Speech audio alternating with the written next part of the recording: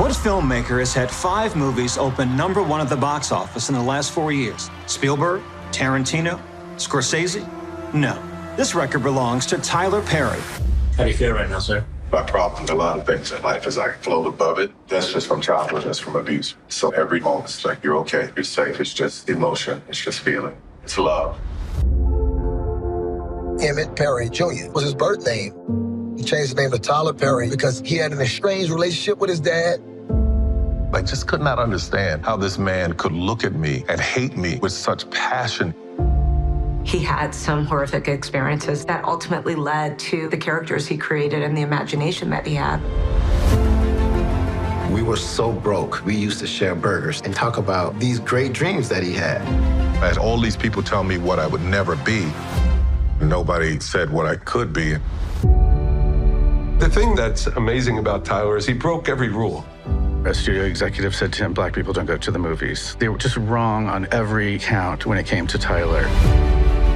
Tyler was making hit after hit, and finally, people had to wake up. My mother said, don't you ever let anybody tell you who you are. You know who you are. I can't watch it without cringing. I think he crossed the line. What I will not do is change because some critics think it's not art. Do not play him small, because he is not just some lucky Negro turned black man. There was no denying the talent and the power of Tyler Perry. He paid attention to an audience that people ignored. Rise up, Tyler Perry, rise up! In the middle of all of this success, I'm dealing with my mother slowly dying. I couldn't find my way out of it. Everything that went wrong in your life is what made everything go right. For this moment to happen for me is beyond anything I could have ever imagined. He was resilient. He fought the demons, the dream snatchers, the haters. People saying you're not gonna become, I have to become. And he became. Tyler, I just want to tell you how blessed I am to have a son like you.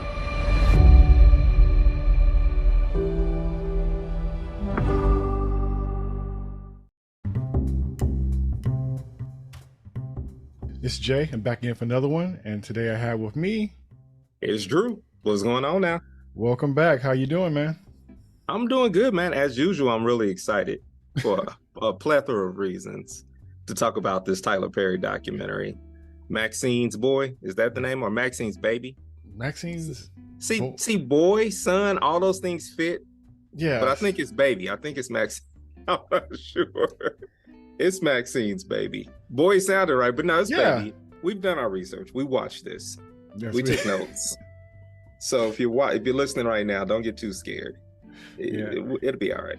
We talk about Tyler Perry quite often. He comes up in our discussions. We never start off with a conversation like, hey, let's talk about Tyler Perry. That never happens. But what always seems to happen, especially when it comes to Black culture stuff, be it talking about Atlanta or talking about whatever, Boondock, Tyler Perry always seems to come up. Yeah. And so we have adjacent conversations about Tyler Perry throughout all of our conversations, because some kind of way he seems to come up in it. And so this is interesting that we're actually having a conversation about a movie that is about Tyler Perry that we're discussing today. Yeah, no, I think this documentary is going to be, I think it was fairly interesting of how it was shot, the amount of time that you can see that it took to shoot it on scale with almost the Kanye documentary. Just not drawn out the way Kanye did it, or the way they did it for Kanye, but you can tell this person followed him for a similar amount of time. Yes. There's 10 plus years of footage. Yes. That would insinuate, now it could have been passed from another creator or whatever, but you can tell this was shot over some time. Yeah. Yeah, I like how it's put together. And like you said, it's interesting how it was like a recap of his journey. And so that could be very jumbled or kind of disjointed just because of the time frame, the narrative, and all this other kind of stuff. So this movie did a lot, and it almost felt like it should have been a 4-part series or something, because it was some parts you don't mind it being kind of compacted and told a certain kind of way. But other parts you wanted it to breathe more. Okay, you mentioned this. Let's go down this lane. I'm just kind of curious, because you're saying it's all important. It's all factors into who he is, which is true. but I think that it kind of stayed on the road for the most part and showed you these exits that it could possibly go. It kind of touched them, she just kind of kept on driving. I'm like, oh, that's interesting over there. And some of those I wish they would have kind of turned off so I could see what else was in there. I think there's a huge difference between Tyler Perry not being fully 100% in charge of it, yeah, but having a say over the final product. Yes. So, anytime you've got someone who you've given creative control, a subject that you've given creative control, right, out of courtesy to say like, hey, yo, you get the final yay or nay. You could tell that a good filmmaker of this nature, you could tell that they went through the effort of creating, though. I bet there's plenty of just stranded sequences out there somewhere where they had to snatch them because maybe it was going to interrupt with business, or just Tyler Perry just didn't like that image. That's interesting you said that. It makes sense. That it feels like that. It does feel like somebody had last say, and nope.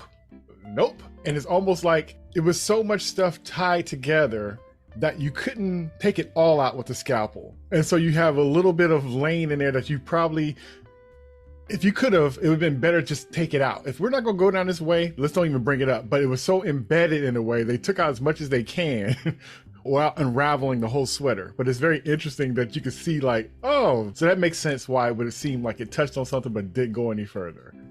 Yeah. So I'm going to pre-warn you right now as a listener, and you too, Jay, I'm going to hint around and I'm going to say some things that are my personal opinion.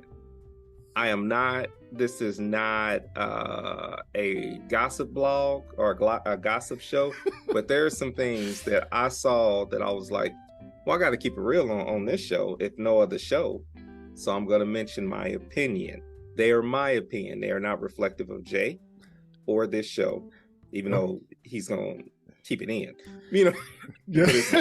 but just saying, don't come at him, come at me. I might be guilty of the same thing. I was going to give a similar disclaimer.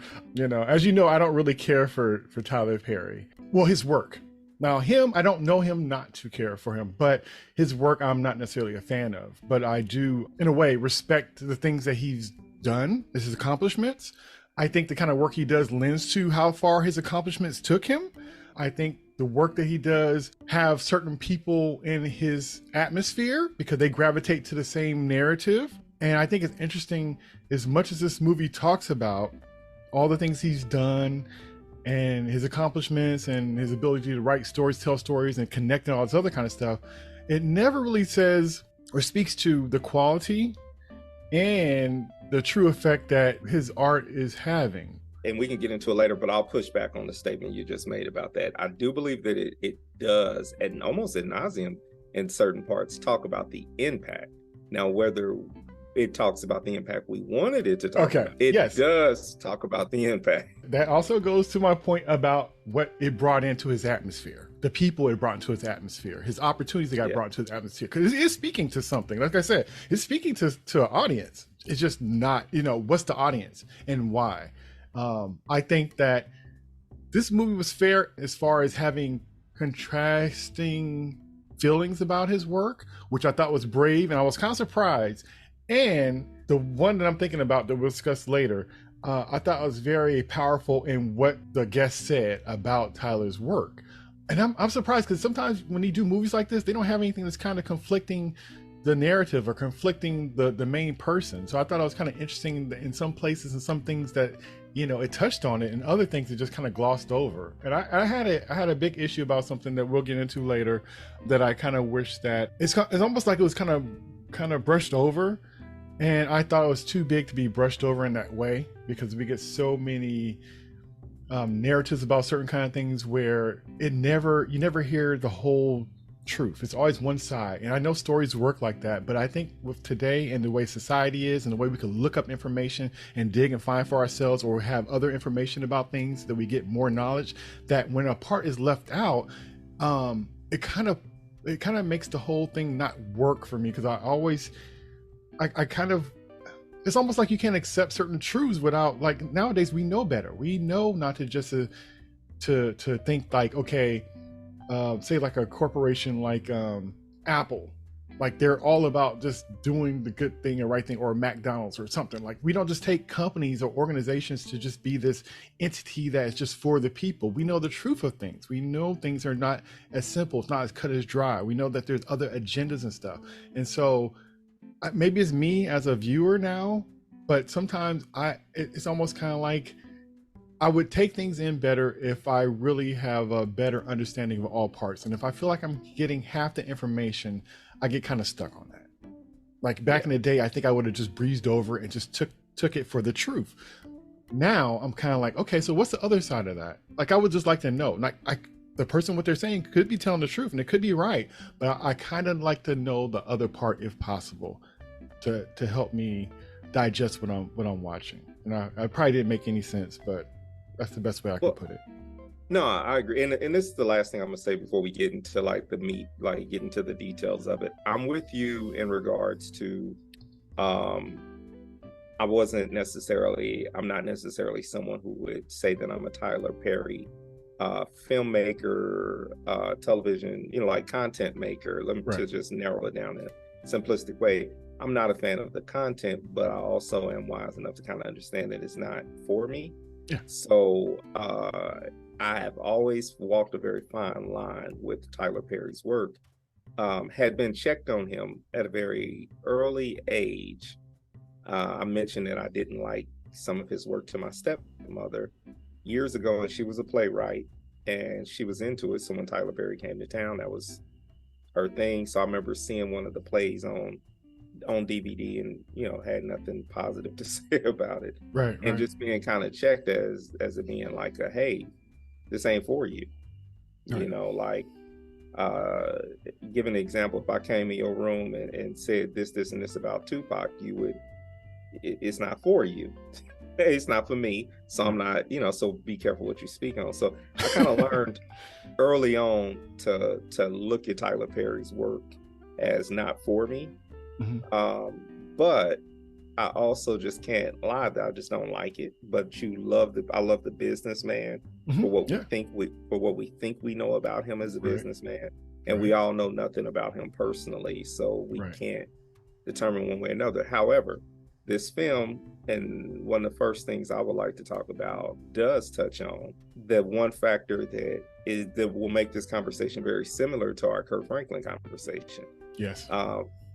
But the cynicism within my heart, which exists, also made me question the content, the reveal of that, the nature of that content. So that's my last. Let's talk around it before we say spoiler alert and move on. So I'll follow your lead. Okay, spoiler alert.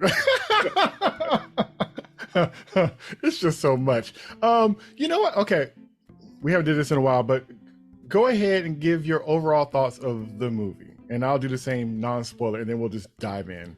Okay, so overall, this documentary, on a scale of 1 to 10, I give this documentary a solid 7.5.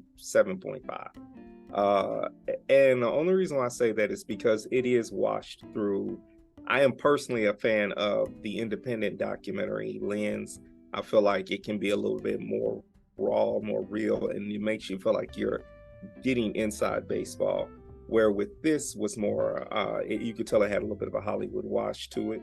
And it needed to, because it was being released on a major platform. Mm-hmm. And so, so for me, that's what that 2.5, that missing, this could have been a better documentary, mm-hmm. if it would have hit on a few things that I think are part of like really the independent documentary film journey. This was more of an infomercial for Tyler Perry Studios. And with that, I have to say that I'm not a fan in that particular way, but he is a captivating story. And I can appreciate that filmmaker capturing the story, and I can appreciate the storyline and how they put it together. It kept my attention. They said some key things in the very beginning that kept me in the film. And it was an intentional thing. They started off by saying he was beat. And then it was like, boom, I'm in. If they would have started off with he was homeless in a car, I would have been like, so what? Because grown-ups end up homeless in cars all the time. There are a ton of people who don't turn out to be great. And there are a ton of people who turn out to be great, then have spent a night or two in their car. And so that could also just be my callous of working pretty much my entire life in homeless services and have had a homeless father. So like for me, the homeless factor isn't my draw in.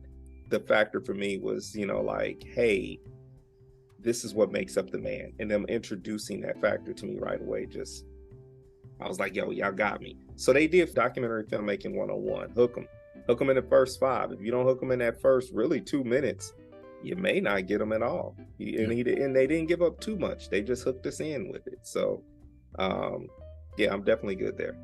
Okay. I knew that the documentary was coming out. I was going to eventually check it out. My push to check it out was a text from my sister Rebecca and a text from you. And so I'm like, okay, now I need to go ahead and get on it. He's not somebody that I would necessarily seek out to view, but I was kind of curious because you always kind of wonder, what is somebody going to say about themselves and what they're going to let out or what they're not going to let out. I enjoyed it. I thought that it was a little inventive in certain kind of ways. I was surprised at the things that was shared. I was surprised at the things, or not surprised by some of the things that wasn't shared. But it was a few times I was watching it and it kind of had these choices as far as like edits or things that they dropped in or sound bites and things like that really kind of surprised me. It's not a long watch, but it's one of those kind of things, if you know nothing about Tyler Perry, you get to learn some stuff about him. And if you already know them, then you probably not going to get anything new from this. It's kind of one of those kind of things it feels like it's constantly feeding you information, but when you kind of look back, you kind of like, did I really get anything from this? It's kind of one of those kind, but it's a pretty good watch. If you like documentaries, I think you would enjoy it. If you're interested in Tyler Perry, I think you would enjoy it. So I would recommend it, and I would just watch it again just so see if there's anything else I kind of gleaned from it. But even like I said, some of the ways it was put together and stuff, it seemed like multiple types of documentaries all put into one. They have the part that feels raw footage or raw information or old footage. Some stuff looks glossed over. Some stuff is framed in a certain kind of way. So it's like 3 or 4 different documentary types of ways of doing them, all compiled into one, short storyline recap. So but I would definitely recommend it, especially if it's on Amazon Prime. For the most part, everybody has Amazon Prime, so it's a pretty straightforward, easy watch. I thought it was interesting. Yeah. Spoiler alert. Yeah, and I forgot I went too deep earlier, so you've already been spoiled a little bit. That's okay. Yeah, he got beat. Yeah. So for me, I want to start off with the factor of, they draw us in initially with the father, the strained relationship between his father, and they mention the factor that he changed his name from really being Emmett Jr. to Tyler. And so that name change was interesting. And I thought that and they gave us that right away. And so giving us that right away was the hook of, if you didn't know that already, that you're like, oh, this is good. This is good. So it made you think you're about to get some inside baseball. That's funny, because that's one of the first things I had on my notes is like, Tyler isn't his real name. Right, that is funny. But I thought it was ingenious the way they made it happen. It was just like his cousin was, riding around in the car and made a mention of, oops, did I call him that? Oh, we call him, Junior. Oh, Tyler isn't his real name. So it was just funny how it's almost like we came across it like we were digging through some pictures and we saw, wait, who's that right there? Not saying it was done like that on purpose, but if you had to reveal something like that, that would be a kind of a nice way to step into it without, seeming like you're trying to do that. I think, and this is a narrative that we'll mention multiple times, or we'll mention this thing throughout our conversation, is that you can see the fingerprints of the subject giving yeses and nos. And so Tyler's name is Google. You can Google that. You just have to be a person who wants to Google Tyler Perry. Just like Jamie Foxx's name is Bishop or something like that. I forgot what it is. So it's sort of like you can find people's real name if you really wanted to in this information era. That's part of one of those, he can give the go ahead for that. But like later on in the film, another spot where you can see his fingerprint was, and my wife had to point this out to me, they don't really show his son's face. No. So you could see the difference between like what was protected, what wasn't protected. Exactly. The factor that he even has a son is like this afterthought I forgot about. And I remember I still worked around radio at the time. And I remember the controversy around, there was a controversy of rumors around that time frame back then, too. So you can, and which were obviously was not mentioned, which wouldn't need it to have been. But I love the ride along with the cousin who's telling the story, and it gives you this feeling of country cousin telling the business, who's just excited to be on camera, all those type of things. That stereotype, that type of, they launched into it, and I can honestly say that, like, I ain't mad at it. It's a little bit tropey, you know what I'm saying? But it's sort of like, let's go get the Louisiana cousin that's going to tell y'all the truth about what's really been going on. What I thought was interesting too, and it stood out to me seeing his cousin and all this, I was like, if that was like on, say, TikTok or Instagram Live or YouTube video, and it was just his cousin driving around talking about Tyler, I would have questioned if it was even true. You know what I mean? It didn't feel like it was any more authentic than if it was not placed in this movie on purpose. You'd be like, oh, he's just making it up. Like, Tyler ain't related to Tyler. You know what I mean? It just didn't feel authentic, even though, like I said, that's what I'm saying. It felt like so many different kind of things pushed together in one thing. But if you were just like Larry, the YouTuber, talk about who my cousin is, you know how people brag and talk about people that they've never seen or talked to, or he's my fifth cousin on my uncle cousin side that's remarried 2 times. It almost felt like that. What made it legitimate is the fact that it was on this movie. But any other place, this kind of context, you would just think he was just some crazy person saying that. That's dismissive. So not that he's crazy, but you know what I mean? Like, I know what you're saying. Yeah, you wouldn't believe him. No. And I think the other thing for me with that was, there was a conversation that he was allegedly having with one of Tyler Perry's sisters, because he said, you're the sister of a billionaire or something like that. And they never explored that further. In fact, there's no reveal of any siblings at all.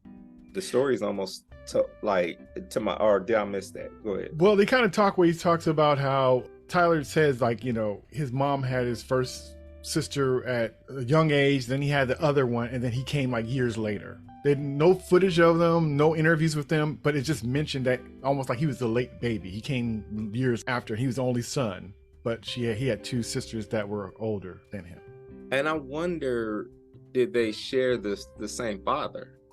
Reason being is because, you know, the sister was showing up. Yeah. So as they journeyed through his life, and they kind of showed where his mother always kind of had his back. These are narratives that were a part of my family cycle. So I know that, you know, like what it's like to see within my own family, fathers and father figures not behave the way that they should toward their children and be abusive toward their children. So I'm not, when I see that, I'm like, yo, I get it. You know, I see what's going on there, right? I think for me, with him, as the story, you know, like as I'm seeing it unfold, there's some details that you could tell that were alluded to. Because when he said, you know, like he'll never recover from that. But like most people don't talk too deep about being beat. It inferred that there's still some family secrets that wasn't going to be revealed through this documentary. And not to be harsh or anything, but my mind went to, and I'll just own it for myself, my mind went to the familiarity of hearing conversations about people hiding molestation and sexual abuse. And that's just what it came across as. So when I gave a spoiler alert earlier, or not a spoiler alert, but this is my opinion. Yeah. There was this, and this is just basing it off of, there's some stereotypes. This is just how family talk. It ain't right. I understand what I'm about to say could sound ugly and uncouth, but I feel like what the first thing my mind went to was that there was some form of molestation that may have taken place or sexual trauma that may have taken place. Not saying it was at the hands of his father, but it seems like there may have been something there. There also seems to be the narrative that has been relevant in that was prevalent in our community. I do believe we're healing from it. And I also love to like claim that we're healing from it. And I know we're not where we're supposed to be, but sometimes when we have children who are a little bit more feminine, they tend to be beat, or back in the day especially, and be abused more, because it's like, boy, you should be more like this. And that could have been part of it, because there is this reality of Tyler Perry presents a particular way. But when I was looking at some of the footage, he hasn't always presented the way that he presents. And so there are stereotypes that I don't want to say that he matched, but my idea of growing up in the church and seeing certain people, the people who wrote plays and came, like who was bringing their plays to town, they weren't there was always a stereotype attached, and usually the stereotypes weren't too far off. Yeah. And was that most of them were gay men. And back when we grew up, and I grew up in the Midwest South area, in that region, those were people who caught the most abuse. And a lot of those people didn't make it out and they have permanent scars that it's hard to heal from, because they were being beat for the way that they were, because they weren't as masculine and whatnot. And Tyler Perry's story feels like it was alluding to that. All this is my personal opinion, not necessarily, you may look at the film and be like, yo, bro, you reaching. I am. I'll be the first one to tell you I might be, but that's the feeling that I got, like that they were talking around something bigger. And there's one more thing I'm not going to talk about just yet, but there's another piece to that also that was revealed in the time frame of his life in the film that made me also say, maybe I'm not too far off with this. What's your thoughts on what I just said, man? If I remember correctly, I think the word molestation came up, and I can't remember the context. I don't remember if it was just about him or just like the kind of things that he discussed in one of his plays. I think it was one of his plays. I think it was one of his plays. The main subject of his first play. Yes. The main subject of his first play was women getting over being molested. Yes, that's what it was. So, I agree with what you said. Yeah, just from the setup and the pictures and seeing it and just kind of knowing how some of that stuff goes, like, yeah, I'm not gonna even, I was thinking like something probably went down with him, but I wasn't thinking the same person that you're thinking, but it seemed like something probably did, went down with him. And I think that happens more than we care to admit. And it's unfortunate. Like I said, this movie was a tightrope walk about the stuff that was touched on, wasn't touched on, how certain things was fixed and glazed over.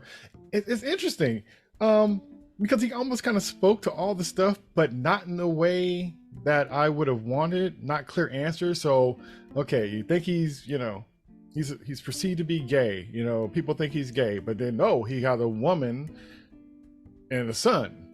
Oh, you think that his work is shallow. Oh, I earned this story. I got beat and I went through this to this to this. So he's almost kind of, without really going into it, or yes, certain people don't like my work, but I showed them in the end, I made them look silly. I'm not going to say I'm making them look silly, but I'll use their own footage against them to show how, and it's not like, and it's almost kind of like, it's not an in-depth explanation or conversation. It's not like you were wrong about what you said because I'll show you how your breakdown of what I did is you don't understand. It wasn't that. It's almost like I got more money and success, so that's my answer. I had to be right.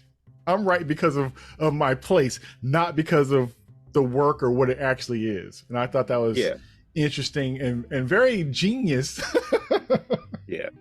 It's very genius because it almost reminds me, and I'm not saying this to everybody, but it's almost kind of like certain rich people thinking they're better just because they have money, but nothing else, not their morals, not the way they live, not the way they treat people, nothing matches up, but they are the best and they are right because they are rich and popular. And that's not a real answer.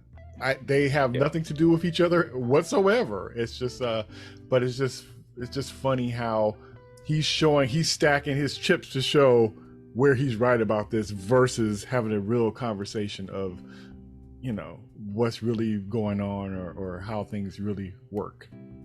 You know, along that narrative, along that path of what you're saying, I really like the concept of what you're saying. Like, everything you're saying is perfect. That's why it's your show, man. Because, like, you can tell you put your work in on that one. Like, I really feel like, for me, as I watched it, it didn't, as a person with, and this is dismissive, but as a person with common sense, I did not think that he justified writing, like, he did not prove that there's justification for him writing, directing thousands of episodes of stuff. Like, there is a quality issue. Now, he tried to justify, which is a colonized mindset, in my opinion, when you try to justify injustice with cash. Like, you can, and so he really wanted to go out his way to say, well, this is my money on the line. There's a lot of waste in Hollywood. There is a lot of waste in Hollywood. I'll be the first one to tell you, like, when they're writing off billions of dollars, when there are movies that are full-fledged made and canned and never see the light of day, right? And there were millions and millions put into that. And we, you know, like, the idea that a film is made and never released breaks my heart. Yeah. Like, because that means because that means it really was just about money. It wasn't about the art. The sweat equity. Yeah. Yeah. And so the concept that he's coming along and saying, now, here's the thing. There's a difference between this should have never been made and this was made and it won't make us enough money so we can it. Right. So, like, they just made, like, Warner Brothers DC just made Batgirl and canned it. They put millions into that, and it could very well have been something that was going to be inspiring to young ladies, or it could have just been a flop. Yeah. But it's a tax write-off. But because Warner Brothers is tanking, and they're like, yo, it's going to cost us a few more million to promote this and put this in theaters and to get it fine-tuned, we'd rather cut our losses here than continue to leak money on this. Right. And I'm like, yo, release it on release it on Max. Yeah. You know, I want to see this. Like, I didn't need to see the Snyder cut. Right. But I would like to see that. Now, to get back to this, that's my point with Tyler Perry. There are some thoughts that should stay in your head because those are your thoughts on how people live. Now, he writes, like, I'll put you like this. If he would have got the head writing job on The Young and the Restless, I'm all for it, bro. Yeah, you know what I'm saying? But at the end of the day, like, to give us soap opera style writing and push it down our throat as though it's normal, like it's content to be consumed in the theaters and to be consumed as regular, like, weekly programming, I think that that's disingenuous. Like, I get it. You targeted your demographic, which, let me speak to this. I don't think that was brilliant. I think he stumbled on it. It was brilliant to stick with it. You found out that Black women, which, you know, we can say this now in retrospect, but ultimately this man found out that Black women were being underserved in America. So I can say that and it sounds sarcastic now because it's like, duh, because we live in an era where Black women's voices have been amplified and we understand what patriarchy, what white supremacy, and all these things have done to Black women. So with us understanding and knowing that, I feel like the stronghold that he can, like, he saw the demographic, he's like, let me serve them. This is where I disagree with him. I feel like you as a man have to divorce a certain level of patriarchy in order for there to be justice for all. You cannot sit here and say that Blacks are oppressed while still oppressing women. And so for you not to surrender your storytelling ability over to brilliant women, right? You were writing a show called Sisters, sir. That ain't right. You know what I'm saying? Like, I don't think, and I understand. So that's the thing where I'm like, yo, this really is all about your ego. This really is all about you because, yes, you have a thought and an idea of what women are and who women are. But even just this narrative that was put, and there was a narrative put in there. There was a narrative put in there that I also didn't appreciate when he came and saved Oprah. N-word, please. Like, just like, I was like, come on, bro. Wait. Okay, so honestly, I think there's some truth to that. there's some truth to he saved on network. Yes. Or so he has the target demographic. Yeah. He made a business decision to say, who else has this target demographic? Right. Mm-hmm. Oh, I have it, and I have it. There's a need, and it was just common sense for the two of them to merge. But this concept that Oprah couldn't have found the content, it just would have been slower. She wasn't about to tank. She could have easily gave more work to Ava DuVernay's company. She could have easily turned that over to Lena Waithe's, production company. There were plenty of people who could have given us the content we needed. He did what he did, but I think they have better work than he does, but I don't know. Who knows the level, but the blanket statement saying saved Oprah, that is big. Or saved on, I don't know. Yeah, but I think he said Oprah, but still, and even she kind of claims that, but it was just interesting. Okay, so the point about how he should, possibly giving it to a woman writer and stuff like that, I think it's his platform, it's his studio. He can do what he wants to. Obviously, he can do what he wants to. It's his interpretation of things is what's working more so than what he's writing. It's all him. His mindset is what's working. So I kind of get, it's like his world, and it could seem very selfish and stuff, but it's his world and his world is working. I think that's his perspective on things. And the thing about it is with like some of the women gravitating to his work, it's very powerful what you said, and it's true. I feel the same way as far as like the platform, like the soap opera stuff being put on the screen. Yes, that your environment and placement of art makes a difference on how it's perceived.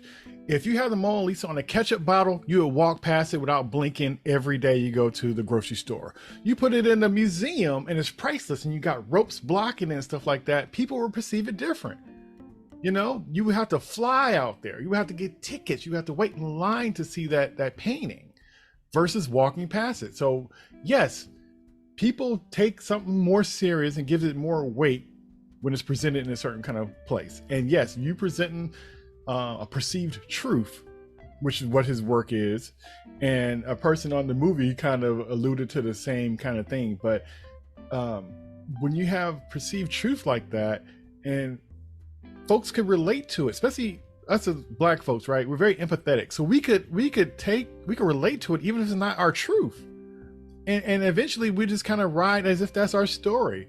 And so that's why I think stuff like, to me, it might not be popular, but I think his work and works like his is equivalent to like The Color Purple. And I mean, what's wrong with Alice Walker's Color Purple, or what's love got to do with it? And it's just like the evil black guy, the bully, the no heart, and not to say some stuff don't happen, but it's almost okay. That's not my truth. How about that? Yeah. My dad didn't beat me. My dad took care of it. I'm not that to my children. You know what I mean? Yeah. So it's just like, how much of it is what's being seen and that's being empathetic versus our true life experience. You know what I mean? Like, everybody was fine until they seen Menace to Society and Boys in the Hood. Now everybody's a thug and everybody's watching their back and walking around with this extra weight that they didn't have before they saw this art. And not to say that in South Central LA they wasn't going through that, but it turned everywhere almost into South Central LA. Everybody started having, gangs and stuff. Like, they started, and I'm not saying it's as simple as they saw the movie, but that plays into it. Like, art can affect you, and it could be in good ways and positive ways, and it could be in negative ways too. You can't, like, people, like, dudes didn't necessarily just walk around all the time calling women out their name, but NWA made it cool. So it'd be like more guys probably saying it because of hearing it, and more women probably being accepted to it because they're hearing it outside and it's like no big deal. So it's funny how stuff plays. And so I think sometimes it's a person's interpretation, but the way we see it and the way we take it in, we make it a part of us. And I'm saying it might be overlaying our own truths. That's all I'm saying. Now, some people, that could be their truth. That's fine. But when you have it in a certain kind of place, it's almost saying it's the law. It's not saying that, but the environment and presentation makes lies the truth. Yeah. No, I'm in agreement with what you're saying. I think, you know, and I feel you on that. When art hits, I think, you know, for me, watching my big brother, like as he kind of got in the game, like Colors was a force. Yeah. Like Cats was leaving Colors, and like watching that movie, which was a white produced movie, but it was one of those movies where it's like it got a lot of young black stars in it. And it was just like, this is how to act, you know, kind of thing. So yeah, art does shape the way a community could go, you know, and it's a perfect storm of like, Dope was making it, you know, up I-5, and Dope was making it throughout the US already, like crack specifically. So the neighborhoods was already starting to look some kind of way. And so to have that way that the neighborhood was kind of looking, because those LA dope dealers was coming to some of those other areas, and we started doing that. So to go to the point of like, it's interesting to say that like Tyler Perry's villain is his dad. And so the black man is the villain consistently in his story. To wrestle with being the villain, the only escape is to put on Medea and make himself the hero. You know what I'm saying? Because he has to be the villain at all times, because in his mind, he knows that he's a contributor to it. I think the concept of, and not to beat a dead horse, but it's like the financial piece to it will never fail. So therefore, he will never have to surrender any authority, power, or control over the stories being told. But I think what will happen is that demographics pocketbooks will change at some point, and you will have to learn to tell stories to a generation of Black women who are coming about, and they're not going to be accepting of the stories. Now, we can go back as far as Oscar Micheaux and his anger toward the church and all of his films. And this is the first major Black filmmaker. As he toured around the country and secretly put his films, you know, in the midnight showing, because that's when colored people could go. A lot of his films were themed around, you know, like demonizing the preacher as being the bad guy. Right. That narrative grew old once the civil rights movement kind of came about, and people were looking at the preacher as more of the righteous savior in real life. And he kind of went out swinging, being counter the actual culture that was going on. And we've seen this with our civil rights leaders in the past. We've seen where the new generation has a different take and feel and view on things. And I think you take Issa Rae, for example, who's making films and making things that are showing Black women empowered, but also showing them with hypersexuality. And I don't mean that in a negative connotation when I say that. Right. They're showing the reality that there's a group of sexually liberated young Black women who are making decisions, who have issues and problems. And it's awkward sometimes. So Issa's doing it based off of what Issa sees. Right. Tyler was doing it based off of what Tyler sees. Right. There's that demographic is gonna eventually not be the target demographic anymore. And I do think that he'll fade out, but as long as he's able to produce films as cheap as he does, right, and get as much money for them, the only thing that I think that could stop Tyler Perry Studios, as far as not the studio in general, I don't think anything can stop that. You own land, you're good. Right. But the thing that can stop his content from being mass produced the way that it is a boycott, because maybe actors might start to feel like the trickle down isn't there. The idea that like he was celebrated for opening up during the or like, you know, moving everybody onto the compound during the pandemic. Yeah. That was not received well by a lot of people. The factor that he kept going when the strike was going, you know what I'm saying? Like, those are not things that are received well by the greater acting community. And you may get a few people who at some point might just start to turn like, hey, we got this good product over here. We'll sign this deal with you Viacom, but y'all got to drop the Tyler Perry stuff. And even though he's giving y'all a good deal on this 1090, right? You know, Yeah, that's just also with getting everybody back to work, the way he justified it was like he was saving the people. They need to get out there and work. So they just kind of folded that in. That was just another thing that he was kind of justifying, and it's not wrong. That's the way he wants to do it. But I'm just saying all these things that kind of came up, he kind of justified it in a way with like the success and not if it should be done, This is why that episode of Atlanta, yeah, that's why it really encompasses like how possibly other Black creators really actually have to view him. Yeah. Or view him, or not have to, but they may view him.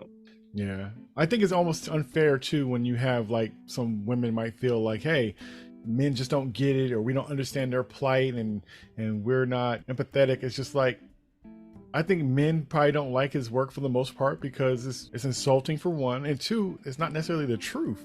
And I think that guys just like were the first ones to reject it and be like, no, that stuff is not seen as just one story. It almost becomes like all men, even the people who knows better. And they may not say that or think that, it's all men's fault, men are bad. Yeah, you may not agree with it, but you start slide into it because it started being like the norm after a while. I don't know. It's a lot. They had a clip of this. I know him as, I have his album from a long time ago. He does spoken word. His name is Carl Hancock Rooks. And I was surprised they had his clip in there, but he was kind of talking about the work of Tyler Perry. He said a lot of stuff, and even though it was a short clip, he made a lot of poignant points. But he made a comment about how his works is kind of like abstractions, and that they're not humanity, and they're not even speaking to us, looking at each other for who we really are, And it's abstractions. The stories that he's telling, like they're not necessarily, truths of everybody, but it's not being treated as such. And that could be a dangerous thing. I thought, like I said, I thought it was very interesting that they had him in there saying it, because that kind of sums up my feelings about his work. And yeah, basically, people got to stop supporting his work if they don't like what they're seeing, or maybe have something morally that would change his direction. But if that kind of money, it's almost like, do I want to survive, or I want to make more money, or I want to just feel a little bad about what I'm doing. But the thing is, if he still feels the way he feels about things, his family, his growing up, his whole situation, then it's being fueled by his truth and how he feels. So he wouldn't have no reason to stop if he still believes the things that he was believing as a youngster. Yeah, I think there's also the ivory tower kind of mentality of like he's not able to see the evolution of the Black man except from the gaze that he's seeing. He's able to see it from, and so he's never going to listen to this podcast. He's never going to be able to listen to like two Black men who raised their children without beating their children, who love their children. Like, this isn't the comfort. Like, so in his mind, he's the anomaly. Like he's like, I love my son, I kiss my son. And I'm not saying he says that in contrast to anyone else, but it's sort of like, I hope in his healing process that there can be some acknowledgement of the healing of us as a community, because I feel like we are getting better. I feel like we have a lot of ways to go. Mm-hmm. And I hope that some things do change a little bit as he evolves and grows. I hope we're able to see that evolution. And to be fair, I'm not close enough to his work to know whether there has been evolution in it. I know that like Daddy's Little Girls was a movie that my family gravitated toward. We liked, because at the time I was a single parent. I did not go through the stereotypes that was like encompassed in that story, but had been a single father who had like had custody of my children. There was some identifiable marks in the movie that we liked. My situation was different, because when I say single parent, it just was my relationship status was single. Their mother did live in another city, but she was involved in their life. And so there was this, I always have to preference it that way, because I never want to come across as though I was just completely on my own. You know what I'm saying? Right. But during that time frame, I found that like, okay, it was something about that story that I was like, it resonated with me a little bit.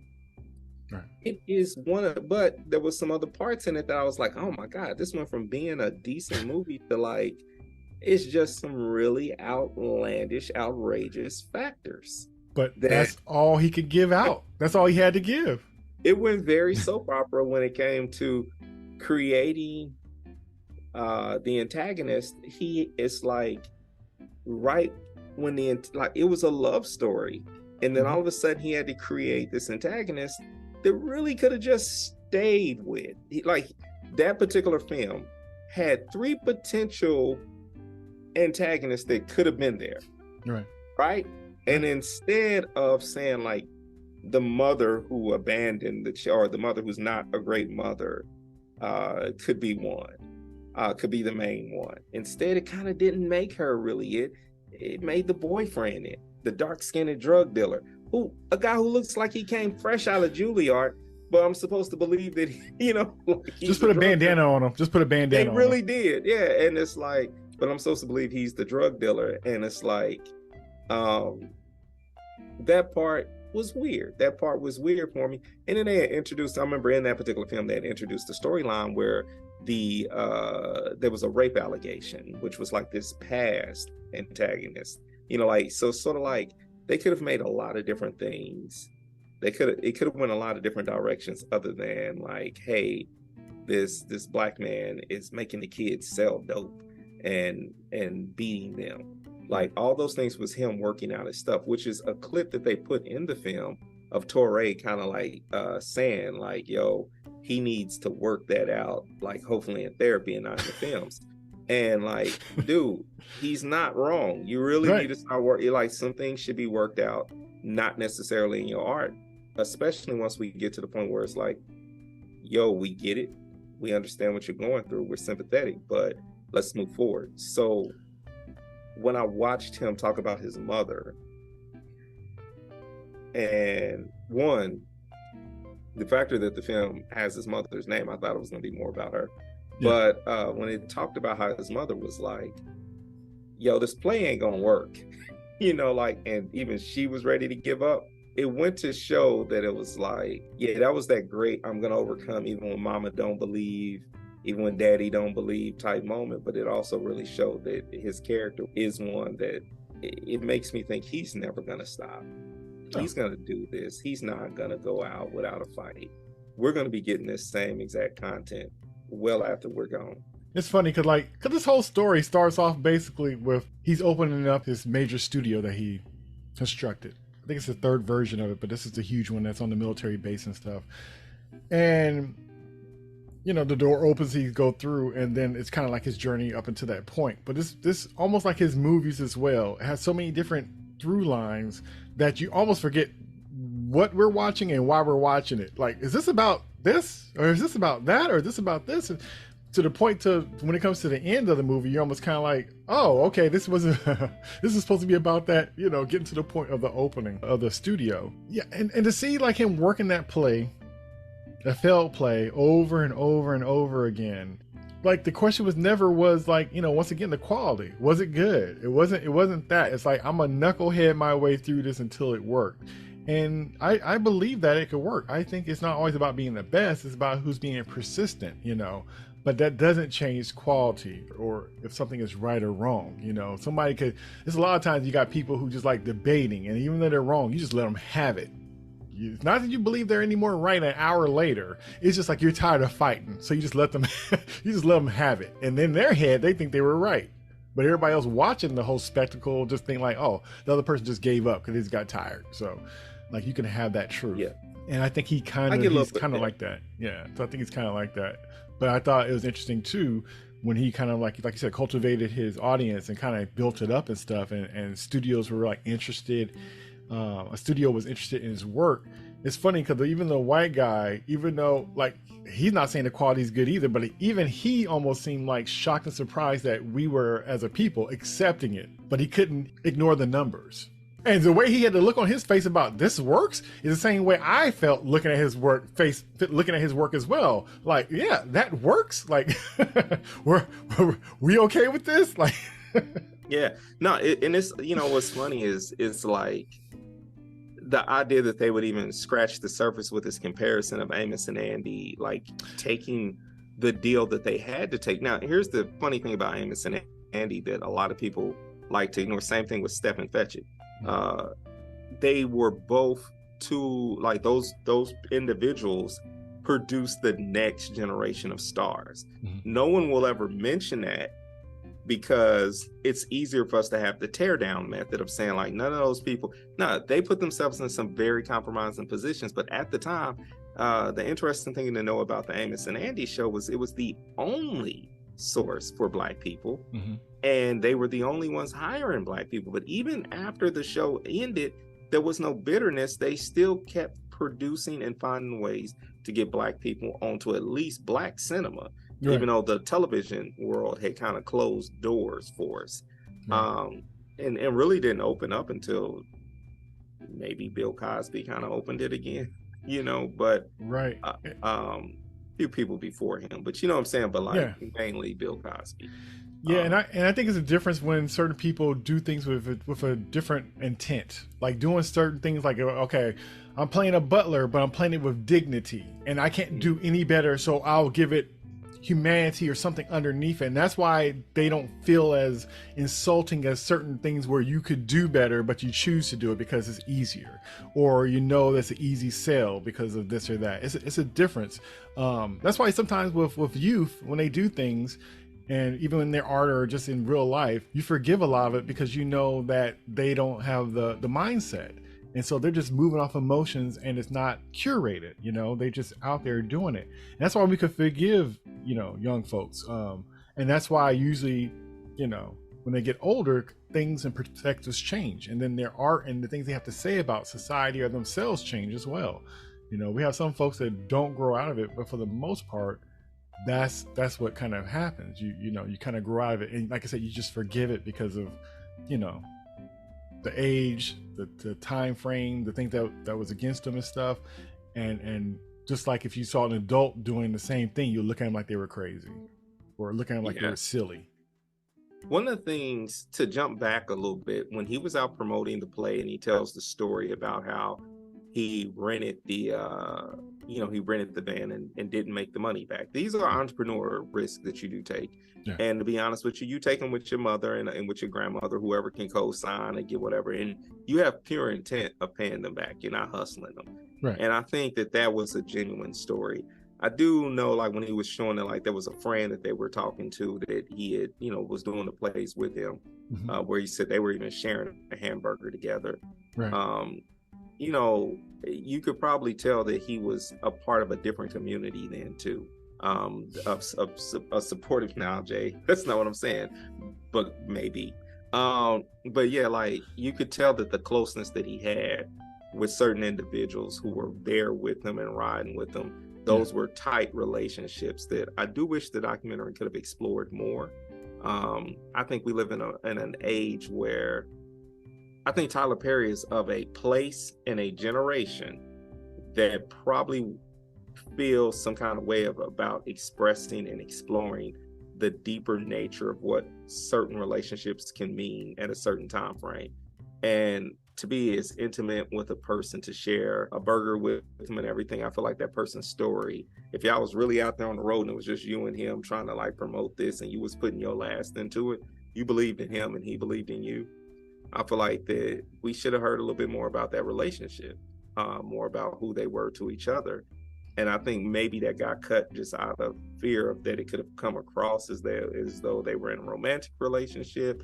But no, I wouldn't think that, because they showed a picture of the back of his kid's head and an unnamed woman that we are assuming that was the baby's mother.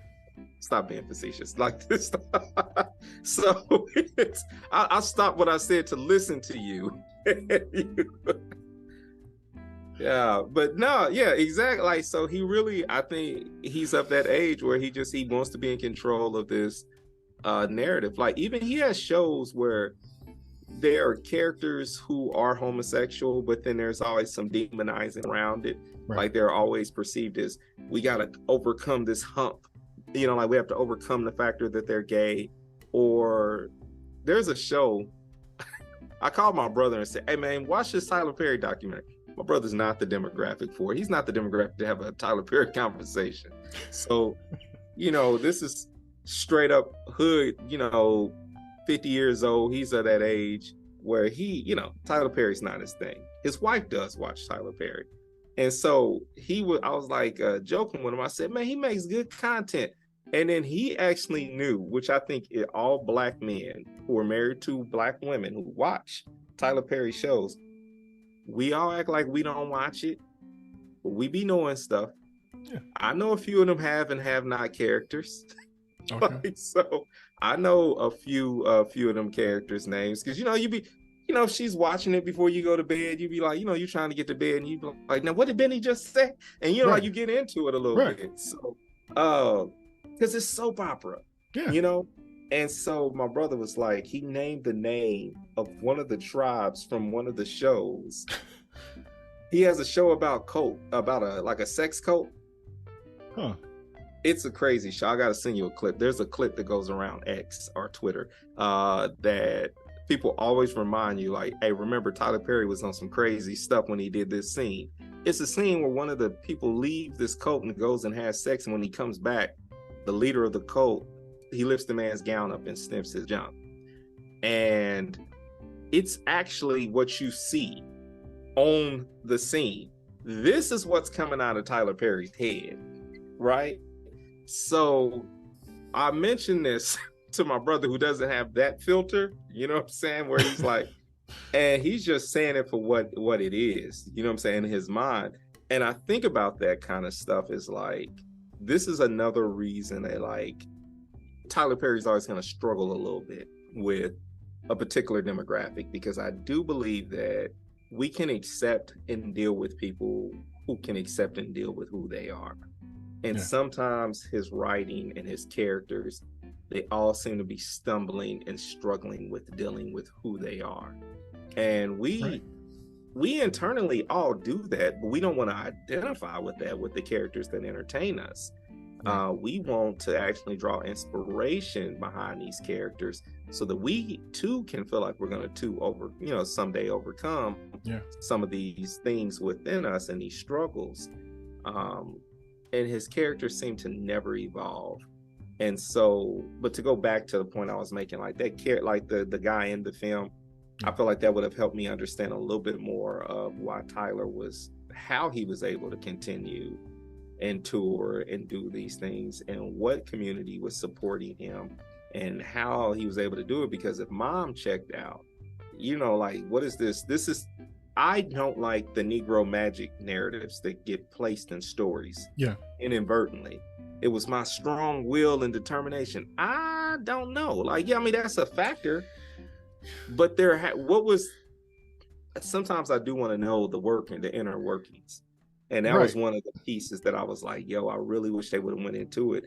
I've given my speculation as to why. I think I've made it clear as to why I think they didn't go into it. But I wish they could have been clever enough to go into it, brave enough to. Yeah, but once again, I think this movie has a lot of starts and stops because of the same thing. Like anything, like I said, it's like 4 or 5 different things going on within the narrative along this journey. And like I say, I want to stop and further explore, but I think if they go too deep, it's going to unravel the whole thing of something they don't want to tell. So you're getting little chops of little parts, but you're never getting the full meal. You just keep getting these side dishes. I'm thinking like, okay, so when are we going to explore more? And it's just, like I said, I think it's a cost for that. And that they don't want that to happen, or they don't want that to be explored, so they cut it short. But I'm just saying, I acknowledge seeing that it's not being completed. I acknowledge that you give me information, but not all of it. If I didn't see so many movies or documentaries and stuff, I would probably accept it and think, oh, that's neat to know next. But I'm the kind of person, like, you bring up something, you touch on something else, I want to know, what do you mean by that? Or can we go a little bit further into that? I just don't take yeses sometimes. I just want to know if we're having a conversation, and a documentary, the way this is set up, is almost like a conversation. So it's like, okay, let's explore it a little bit more. Don't just cut me off. And a good example of that kind of thing happening, or a good example where the conversation went a little further because of just how the conversation went, was Kirk Franklin's documentary. Like, he was filming a documentary about his new album. And then he found out a thing about, a life-changing thing. Now, he could have been like, oh, that was a crazy phone call, and then went back on a documentary talking about his music. But that's not where the conversation went. He saw an exit for something that definitely makes him a person who feeds into who he is as a person, and he took that exit. And that was the journey of his documentary. That was only like 35, 40 minutes. But that was a conversation thread. But it could have been like, hey, I'm talking about my album right now, and that was a crazy phone call, and went on about that next track 5. And so this feels like Tyler's kind of doing the alternate universe of Kirk Franklin. Kirk Franklin did the universe where he veered off, and Tyler Perry doing the version that we typically get where we just stay on this lane, even though we saw something interesting on the side. We just didn't explore it. Like you said, I really agree when you say that, like, this opened up 9 different stories and then closed them, like real abruptly, or just left them open, however you would want to, characterize it. But it's like his mother, the title of it being, and there's a part at the end where they ask him, well, who are you? And then he says that line, and it qualifies the title of the movie. That's fine. I am okay with that narrative. I mean, but it still goes to show that, like, who was this woman? What was her strengths? What were her weaknesses? What made her up? Because when they tell a story at the beginning, it wasn't the story of his mother coming to his defense. It was the story of someone, I guess his aunt, coming to his defense. In a big way. Yeah. And so it goes to show that there's some complexity behind his mother's ability to overcome, which, up until, I guess, the end, she didn't, which then goes into this narrative that we're able to see why Tyler Perry's writings and things can't change. And because there's some things you can't heal from. And sometimes you can't, I don't believe this to be true, but I believe that people feel this way. And I felt this way at one point in my life. When a person dies, you feel like sometimes that storyline dies with them. Mm-hmm. And that couldn't be further than from the truth. In reality, a lot of times that's not the truth. A lot of times you really can heal past those things. So when we watch the Kirk Franklin thing, his mother is still to this day, and I pray to God that this is not the truth, that things have been resolved, but we leave that documentary with his mother holding on to a lie that could very well set her child free. Yeah. And it's devastating, because it's like, I don't blame her, because I believe even blaming her is dismissive to her mental health status and dismissive to her past traumas and the little girl that I feel that she's trying to protect. None of that, but all that being said, she is still overtly choosing her over what her son needs. And We're used to seeing sacrificial love from a parent. It's God's design. So it's what we know. So when we see her not choose sacrificial love, part of that, and the reason why she can do it with ease or unease, or however you would see it, was because she flat out didn't raise him. So with Tyler's mother, she went to the grave with some information, which had to reopen up multiple wounds. But if you're going to name this documentary about her, you can't talk bad about her. But she did him dirty. It's not my show, so I'm going to let Jay reveal that. I had the same issue. Like, this whole time you tell me all this stuff, and the last information you give me just pulls the rug under all the other stuff you built up. And it's just like, almost like narratively, just for the story, leave that little detail out. If that's what you're going to do, because like you said, you're ruining the whole buildup. If that's what you're going to name the whole thing after, and this is about, even though it's not honest, if your perspective about this person in your head is this, leave it at that. And we can find out later on the internet or something like that. I'm talking about just for the narrative. Yeah. If you're not going to go down that road, don't do that. You have too much stuff in there saying contrary, so you can't throw that in. And so, what we're alluding to, which is very interesting, because this seemed to be the season of of truth or unveilings and stuff like that, it's just like, it's another situation. And I kind of peeped it early when something was said about, when Tyler was talking about how he couldn't understand how a father could beat his own child like that, could be that mean and beat his own child like that. And I'm like, I've seen too much stuff. Really should have renamed it. Yeah, because it's almost like Maxine's baby, Daddy's maybe. Right. Like, you know, he found out that his dad wasn't his dad. I'm like, of course he's not. Of course he's not. Of course he's not. Just because it seems to be catching. And I'm just like, you know, if I see one more documentary or movie with some unveiling that, you know, that this grown person finds out that his parent is not his parent, man, I'm gonna have to go check my own. I think I look like Jimmy, but it making me even questioning my stability of who I am, because I'm just like, I can't take it. And I know they didn't coordinate it, because this is not something you would be proud to admit or even say out loud. So it's just crazy. So you know this is really something else in the air, because this is stuff people have been, you know, dealing with their whole lives, right? Let me be silly, devil's advocate. Just being silly here. What if he saw the Kurt Franklin joint and was like, let's throw this in at the end? Like, Kurt did possible. This. Let's do that. No, that's just me being silly. I just wanted to throw that in. Yeah. But like, I agree. Yeah. Silly, but possible. You never know, right? So I think the whole thing with, I don't think it was, so I think there was a possibility that this was not a new reveal, and we were told to believe that it was revealed post his mother's death, but maybe it was actually part of why the name was changed. You know, that could be part of it. You never know.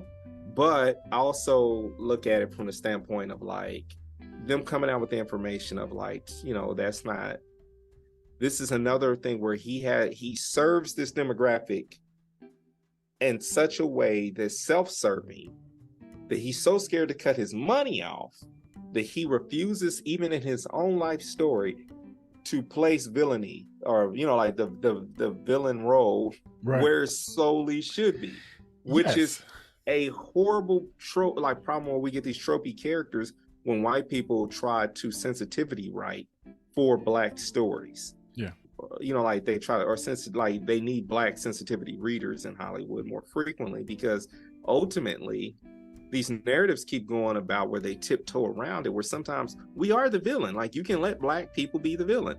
And so he serves so many Black women that he's scared to ever make a Black woman a villain. And in his own life, it's like, I'm Maxine's baby. But you know what? That's kind of messed up that Maxine knew. That's why I asked the question earlier, is of Maxine's babies, are those older kids his, meaning she stepped out on her marriage, which part of me is not like demonizing her for stepping out on her marriage. Like, kudos to her, because the man was beating her and her kid for breakfast, lunch, or beating her. And, you know, so it's like, did she leave at some point, or were those just separate ones? And then she married this guy, and those are stepkids. And this guy just never had a kid, but he never had a biological child, but had a house full of kids.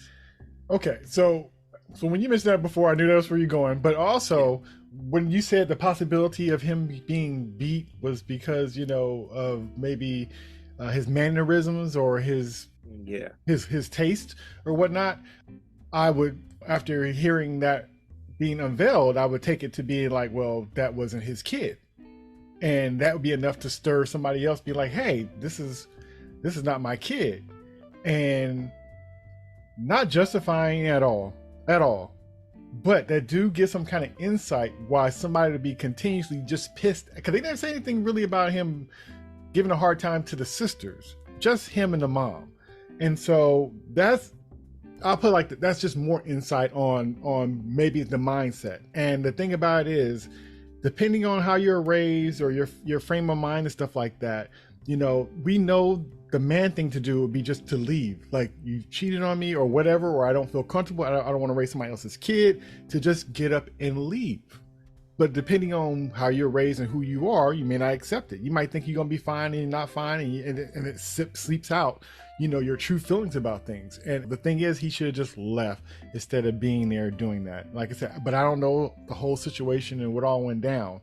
but it makes more sense that, you know, yeah, he's beating that kid because that wasn't his kid. When Tyler said, like, how can a man beat his own child like that? And not saying that you can't have step parents that love the kid just the same. So I'm not saying that at all, but I'm just saying there was more to this story than was given. And to constantly, you know what gets me?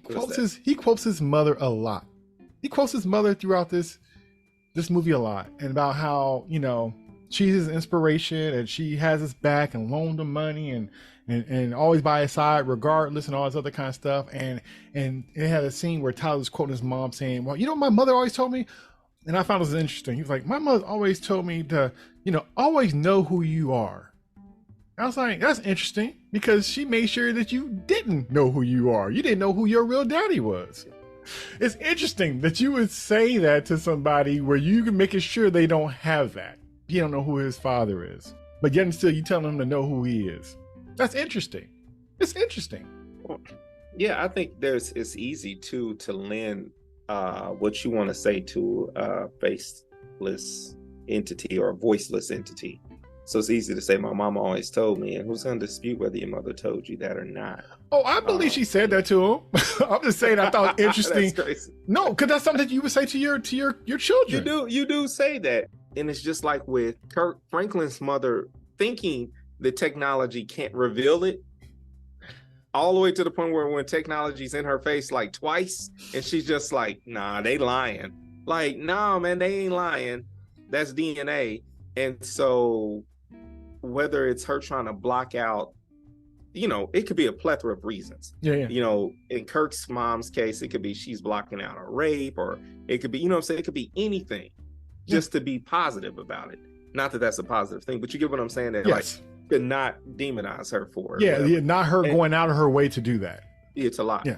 His mom died with that, which is a hard truth to kind of deal with, because one, especially when you come from a hyper-religious background, to know that a person died without reconciliation, without recompense, like with you or whatever, that can be a worrisome thought for a person too, knowing that their parent, or knowing that someone died with a lie. You know what I'm saying? And they start to think about scripture and other things that they ain't even scripture that we just been taught, where they're just like, you get to questioning a person's faith. You know, like, and all these different things, which you shouldn't. But I feel like he probably is wrestling with some serious issues, because he's also recognizing that he was a burden, a stain on his mother's life, because she never mentioned it. She never got free. So he was a bag on her back. So the more he learns about healing, the more he realized that his mother's lack of healing, which can lead him to his ability to forgive her, but can also lead to a space of grief. And so how that's going to be reflected in writing is his imagination of him wanting it to be a different situation, which the bad guy is the man who beat me. The bad guy's not mom. Me and mom were innocent in this. And really the truth of the matter is, like you said, it's just like mom probably, you know, if mom would have revealed to Tyler at any age, at any point, once he's an adult, any age below, when he's still in that man's house under that man's influence, what does that mean? If she reveals it, and Tyler, let's just say Tyler gets zesty in the middle of an argument with dad, and he brings it up years later, and this is adult Tyler. Right. Does that result in her getting beat later? You know what I'm saying? Like, is this a secret that she was keeping from him because she been lying to the man's face? And he's like, this ain't my baby. And she's like, yeah, sure it is. You know what I'm saying? Like, was she concerned for her safety? Which would then bring it back to dad's the villain. Exactly. Mom would have told me if dad would have died first, or, you know, that type of thing. And even though he admitted that she told him, or that he found out, like, regardless, it's just glossed over. I'm her baby.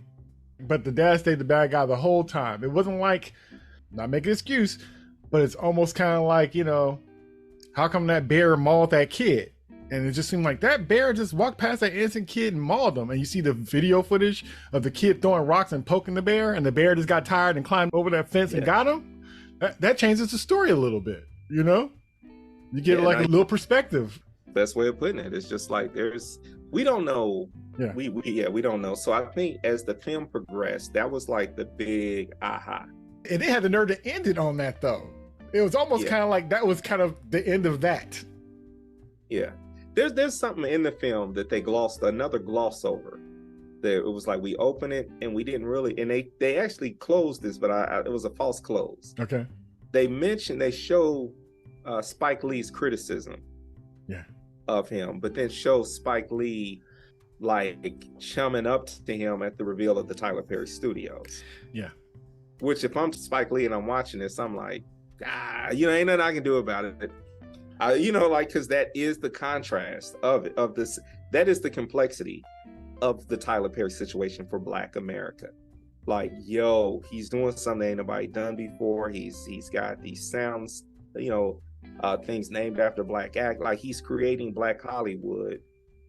In Atlanta, I think the problem with that is that the perception is that he's creating Black Hollywood, but Tyler Perry Studios is only used by major corporations and him. It's not like Tubi movies are being shot there.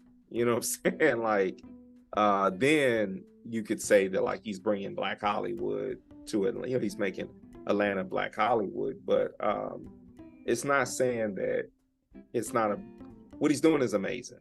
Don't get me wrong. Like Marvel's shooting their films there. Right. Black Panther. Mm-hmm. Yeah. All these great things that happen at Tyler Perry Studios is tremendous.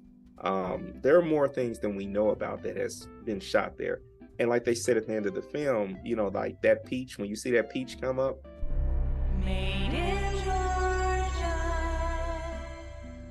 Made in Georgia, he was, that is Tyler Perry's doing. Like that is a big part of his work, business work, and his business dealings. So the film really does show that he's a great businessman. It just really shows that he's a very complex personal man. Yeah. Person is very complex. The mother reveal, the lack of revealing his actual son's identity or even mentioning. I honestly felt like I had to Google that he was married to that woman because it was very Michael Jackson.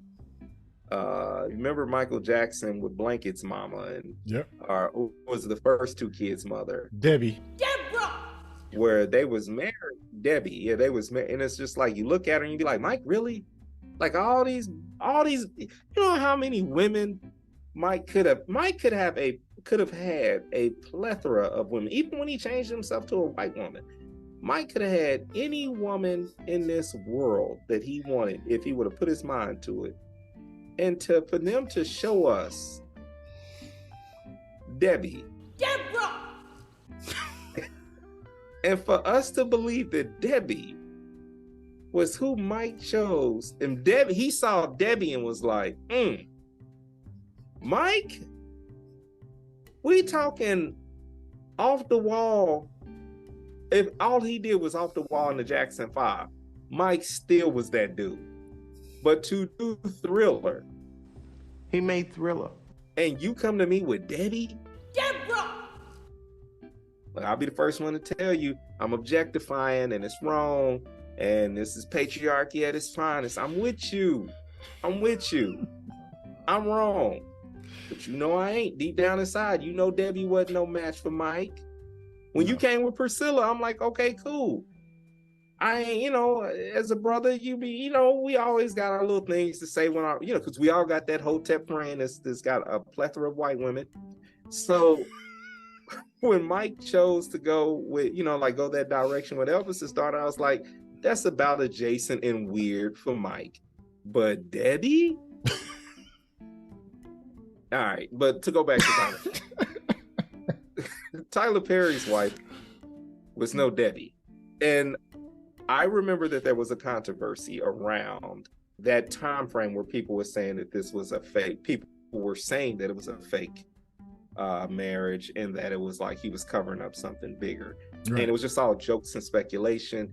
And then when they divorced or split, and there was another thing of him thirst trapping on the internet, showing himself working out and stuff like that, going through the motions that a person who was really married and just split up would go through, and saying like, and putting himself out there saying he's looking for the right person and that type of thing.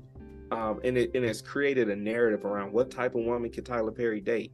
And then he chimes in on these different conversations to keep himself in a conversation adjacent to like Black heteronormative storylines about relationships.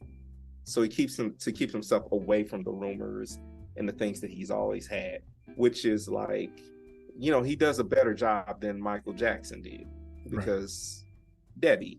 Miss Debbie! Deborah! Did not help. No.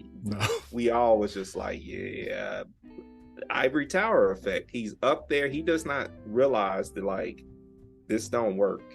Right. Like he went back to Gary, Indiana, and grabbed like a lunch. Like, well,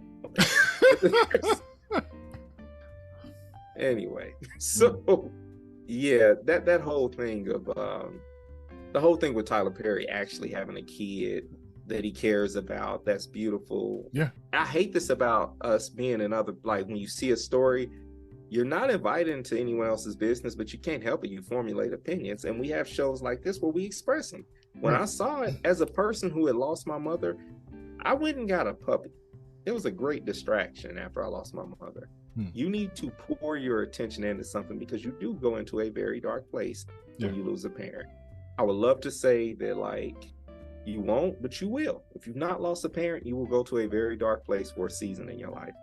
And there will be another side of it. You will need to find ways to distract yourself so that you can be the best person you can be. But it lives with you. You're losing a part of you. It is what it is. You're losing a foundational part of you. If you know, if that's the relation, if you had a good relationship with your parent. Yeah. So he had a kid, is what I'm saying. No, but I was thinking about, like, once again, intentions in a way, and the reason why you're doing things. Now, I can admit, like, you know, I'm very protective of my family, and all the things going on in my life, I don't make public, you know, and I'm a private person for the most part, you know, and I keep things to myself, right? So if he's that way, which it seems like he is that way, which is fine, the fact that he's putting it out or showing this to appease people, it almost kind of shows that, you know, it's, I don't know, it's just very interesting. If it wasn't a question, I think, of him, his sexuality and stuff like that, I think that wouldn't even have been shown. I think in a way he's using this movie to confront what people are saying. And like I said before, either he's using a person's words against them, like the situation with Spike Lee, but he's kind of touching to most of the things being brought out, but it's not a discussion. Like he's replying to these things, but not in a way that people would normally do it. You know what I mean?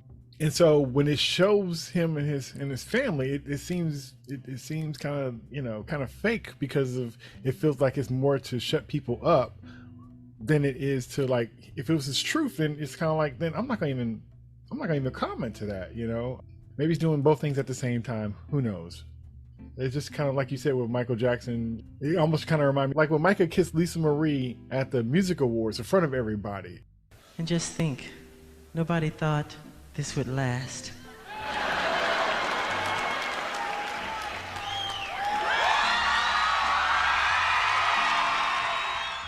It's like, you're doing that to prove a point. Now, that didn't look like it was really a passionate kiss, and it looked like he even really wanted to do it. But the fact that you did it like that, it's like, oh, you know, this is what the people want to see. It's kind of like, don't do it on our account. And if it was just like a video, you guys hanging out, and it was like a simple peck on the cheek, that would be more genuine to me than, you know, you try and do this display in front of everybody. That's definitely curated. You know, just the way he grabbed her and kissed her on stage is the same way they block in the shot of Tyler carrying his kid. You know, it's almost the same kind of thing. So, but and then the thing with it's Spike, funny. Don't do it on my account. Yeah, that's how. Yeah, that is how that feels. Because it didn't feel genuine, and therefore it's kind of like, it's just okay. Like you could have skipped that part, but yeah, yeah. And like I said, the thing with Spike Lee, I thought that was very interesting. What did you think about all the people receiving their the sound stages. What do you think of that whole presentation? And what do you think about him having issues with some of those folks and still respecting who they are and then adding them to be a part of it? So as a person who studies and is adjacent to the film industry in a lot of different ways, I do feel like he chose the people who were influential to him. So once again, it's Tyler Perry's narrative. Like I had mentioned Oscar Micheaux earlier. When I think of Gordon Parks, although only made, 2 films, but still gave us so much in the world of photography. But then you've got like Melvin Van Peebles, who gave us an era, who launched an era of Black people getting a chance to cut their teeth in filmmaking. Right. There's so many pivotal people, like so many people who are important to the film industry. He picked some people. I feel like there was just a handful of people that I would have loved to have seen celebrated, but maybe the names just aren't known well enough. Yeah. So to each his own. If I had a bunch of money, those are the people I would choose, and if someone would be doing a podcast and being like, well, who is Oscar Micheaux? You know what I'm saying? Yeah. Like it is what it is. But like for me, Amos and Andy has a studio, or like all day. But that's me understanding through the misconception of who they were. I think it's fine. Like as far as like he's doing something that I do have to say this. But when I watch the film and I see that he put all of his money into the making of like House of Pain. And so at this point, he's like, I've made all this money, but now I'm re-upping. He's always re-upping everything. At some point, to do something on the scale of Tyler Perry Studios, there's someone, this latest iteration of it, there's other backings. There's still a lot of quote unquote white dollars behind it, but they're doing it and operating it with blackface. And I don't mean it as an insulting double entendre, like to say that it's really blackface, but it's kind of like it's black presenting. But for Disney to get in bed right away, for some of these people to just come right away, it was a nice way of securing a piece of land and doing some things and putting a face on it. They have to have a controlling interest. So who his business partners are and all those type of things when it comes to the actual land and the studios and other things, that took a lot of money. And I know the narrative is that he owns it all outright, but when you're that big, there's no one that's gonna just like, there's other, even Rupert Murdoch, like he can go on, but there's so many other people who put their money in there too. His name is at the forefront, but there's a lot of other investors. There's a lot of other like people, Russian oligarchies, like there are people who put their money into these things. So I kind of feel like he's a good figurehead in the sense that he's not going to do, because of how intentional he is about it, about everything that he does. And I'm like, give him, hopefully something truly good comes from it. But yeah, like who's going to argue with give Cicely Tyson and Oprah and Spike Lee their own stuff, and Sidney Poitier, who like those are great people. Like you can't argue with that.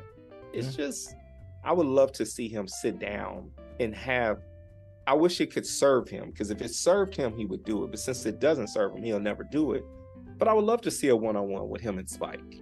Yeah. I would love to see him and Cornel West facilitate a conversation, because those are people who've been hypercritical of him in the past. Even was Torre, like even those type of people. That brother's a experienced journalist. He's not guessing at what he's saying. Yeah. I would love to see those conversations be facilitated. But those are pulled truths out, and then that would be a real conversation. And you have to have 2 willing parties to have a real conversation. I think that is more than he's willing to have. He should do an animation studio and name it after Aaron Magruder.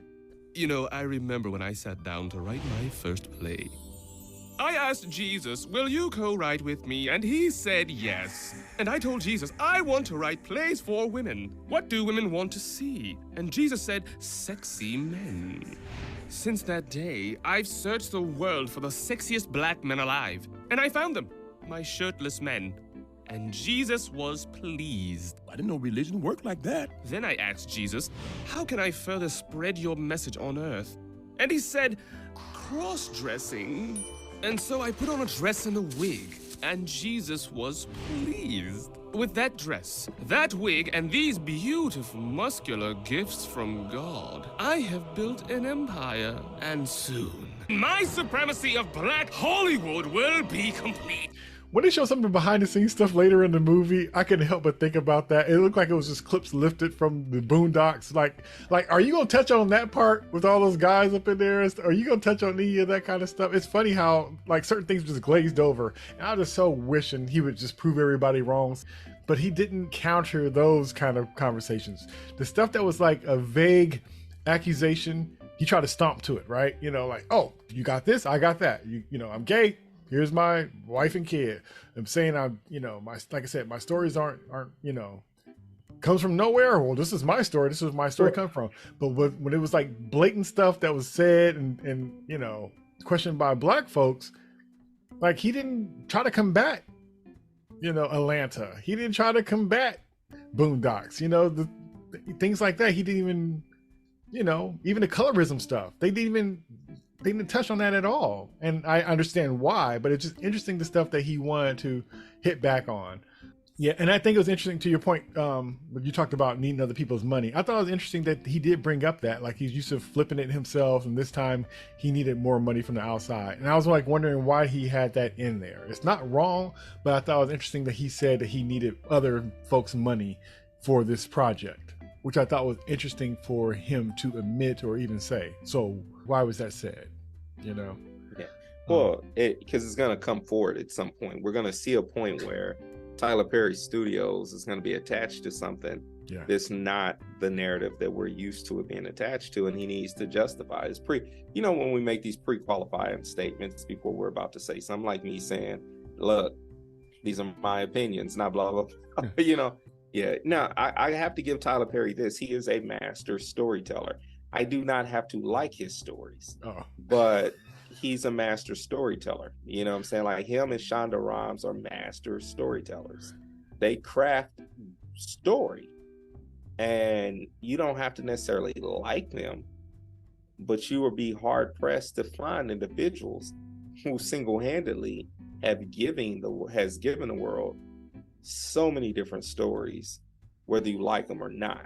I don't put them on the same level because I do honestly believe Shonda's a lot better than him, but they are on that same level of individuals who, now for her. Are you talking about talent or are you talking about success? I'm sorry. I'm talking about ability to be a storyteller. You said master storyteller. You said, wait. You said Tyler. I'm sorry. You said he's a master storyteller. Have you ever ran into a person who always got a story for you, whether you believe it or not, whether you like it or not? You kind of listen. A master storyteller has certain elements to them and that's intriguing, and they know their demographic.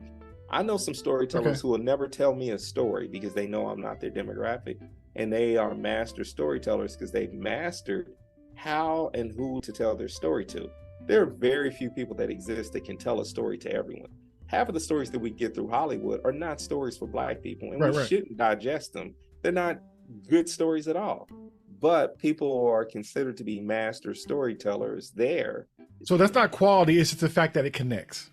Yeah, he found someone to connect with, and he's making the connection points. But on top of that, I'm also just talking about the art of storytelling. I'm talking about the hero arc, like the actual art of storytelling. He has figured it out. It follows. Now, whether it's weak, it still follows the storytelling arc. The hero's journey arcs, like he's hitting all of the actual writing marks. It's like someday somebody sat down with him and said, here's what the hero's journey is like. And he said, bet, and I don't want to learn nothing else. And he just started typing away, and he's figured it out. Whether I like the depth of the characters and other things, I don't always like them, but this brother figured out how to tell a story consistently. I have to give credit to somebody. I'm giving credit to the factor that this man said that he wrote everything. Bro, if he wrote everything, then I gotta say it. If he wrote all of it, then this man's a master storyteller. dude, I cannot front on that. As a person who tries to write screenplays and is into that part of the world, do you understand how hard it is to craft that many storylines and to develop that many? Now, yeah, you can't do it with depth, but he's developing a lot of characters.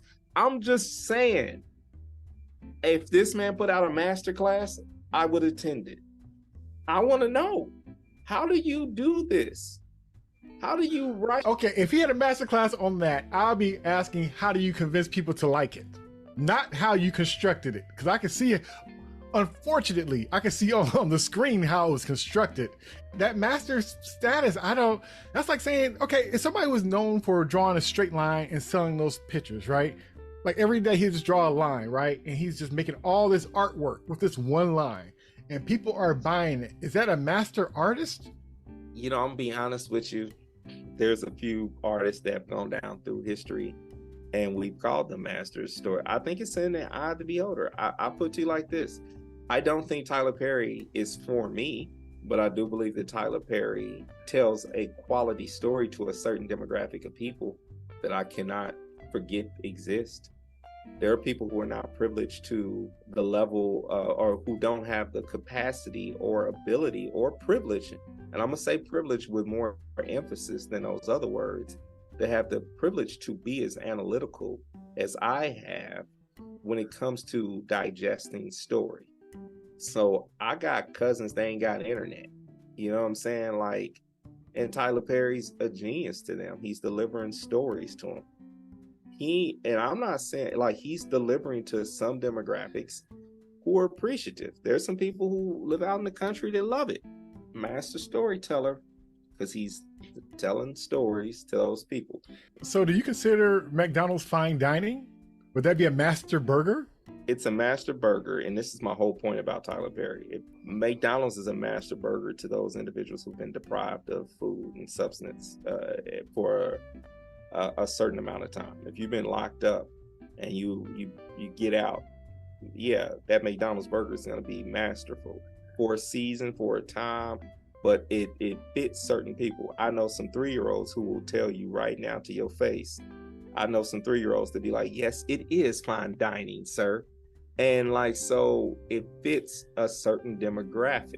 Just because you like it doesn't mean that it's fine dining, or just because you like it doesn't mean it's good. Well, those are now also... it might be accepted by a wide range of people, and because of lack of opportunity, you have to accept it. Like, I don't think a lot of people who don't have a lot of money or grow up in poverty, I don't think that they have the best life they could have within that situation, but it wouldn't be considered a great life. Like, they'll accept it and they make it work, but it doesn't mean that there isn't levels beyond that thing. Like, we have levels of things for a reason, like, you know, and so for those steps, you know, not looking down on the bottom step, but it doesn't mean there isn't no higher gradation. We have a thing that's like good or bad, and we have this whole slew that's in between that, and it gradually goes up from one end to the next. So we're definitely not talking about a quality thing. We're talking about presence. We're talking about availability, accessibility. We're talking about just the concept of this man is telling a story. And I believe in the art of storytelling. You know, I believe that if an individual is telling a story, there is an art to it. And I do understand that there are standards behind art. Not all art is subjective. Some art is subjective to the standards. And Tyler Perry does not hit the standards of mainstream storytelling. What I challenge and push back on is that Tyler Perry does hit the narrative of non-majority culture storytelling. So just because I can't flip open a book and I can't see where his stuff is quality work because I've been preconditioned to a different form of storytelling, I cannot discredit the factor that he is telling a story in a form which it is being enjoyed by masses. And I cannot discredit those masses who feel as though his stories are doing what a story should do. So therefore, he is a master storyteller because there are people leaving his plays leaving his films and saying that they laughed, they cried, they enjoyed their time. That I can't ignore. So therefore, he is 100% a master storyteller in my eyes, because I know some people who walk out of, and I mentioned, who's the guy that got the little 3-hour movie out right now? I have a lot of, a lot of Native American friends who are like, don't watch this film. Although they hired Native actors and we want to support them, we need to figure other ways to support them, because this film is trauma porn. And it's horrible. Even though an Indigenous person wrote it, Indigenous person's behind it, the director's emphasis on the trauma of the Indigenous people, you could see a lack of sensitivity. So therefore, he falls in the category of failing at the art of storytelling. He had a good story given to him, and he failed to tell the story in a way where it's equitable. But that doesn't mean he's not a master storyteller. There's a handful of white people who walked in that movie and said, greatest movie, it deserves the Oscar. And I just happen to be from Oklahoma, so I have a lot of Indigenous people that, that are part of my life. A ton of Indigenous people are like, yo, let's not. You know what I'm saying? It's sort of like the way Black people reacted to 12 Years a Slave. They was like, it's just another slave movie. Why is it getting all of this guff? Right. So Tyler Perry is telling a story that's just not for me. And I'm always going to probably be a little bit allergic to it. You know what I'm saying? But I can't ignore the factor that it serves a particular demographic. Scorsese serves white people. So therefore, they're going to celebrate it at their things. Tyler Perry's never going to win an Oscar. Nor should he, because that's their award. Should Tyler Perry win an NAACP award? Absolutely. He should win BET awards. He's gonna win Black awards because he's writing for Black women. So he should win Essence awards. Awards that's for the demographic he writes to. They should celebrate him. I'm not gonna hold him up against the standard of because honestly, when you look at like Spike Lee, Spike Lee's a master storyteller, but you can't tell me that him doing the movie that he finally got an award for was better than Do the Right Thing. Yeah, sure. Like Do the Right Thing is like the best story that you could tell, one of the best movies of all time, in my opinion. Yeah. But then, like, come on, man, like Malcolm X, like, even though it's hard, we knew it, but like what he did with Malcolm X, like, come on, like, this, he took Melvin Van Peebles' shot. Like, that shot that he's known for, that's Melvin's shot. Yeah. Which is why I'm like, yo, he needs a studio instead of Spike. But, like, my whole thing is when we have these discussions, I want to give that up to Tyler Perry, because I know this is a barbershop argument to be had. Because it's not okay to say that to give this man props in that area, because he's so problematic in so many different areas. And I do believe the storytelling can be, and has proven to be, a little bit harmful. But who am I to say be mad at Tyler? But in the same token, Scorsese is out here being mad harmful all the time with all his movies. But he's a master. Yeah. He just white. Yeah, but okay. So basically, I guess we're talking about the person telling the story, or the person creating the art, and having a large group of people liking it. So it's like popular. Mm-hmm. And we're not talking about skills or quality necessarily, because it's a big range. So somebody like Spike Lee, is he considered a master story? Would you consider him a master storyteller? Say that Tyler made the kind of movies he made, right? But they didn't blow up the way they did. He stayed on VHS, right? All these movies, and Medea didn't take off, and people were kind of like, I don't know about that, but he just keeps pushing with that, and nobody really cares for it. Would he still be considered a master with the same exact work? Mm-hmm. Like, you didn't see Diary of a Mad Black Woman in a theater. You saw it at a play, or you saw it on BET streaming or something, or Tubi. Yeah. Would that still be considered a master storyteller with that same work? Yeah.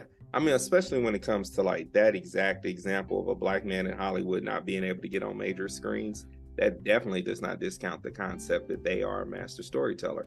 Breaking through white supremacy doesn't necessarily not everyone's going to get the chance to do that. Tyler did do that, so God bless him. But there are a ton of master storytellers on Tubi that you'll never get a chance to see. My man Hank Bird writes brilliantly and is finally getting a chance to get some major things going. But he's got a little joint on Tubi called Blurs, where he's only been able to do 3 episodes. But my man is like brilliant.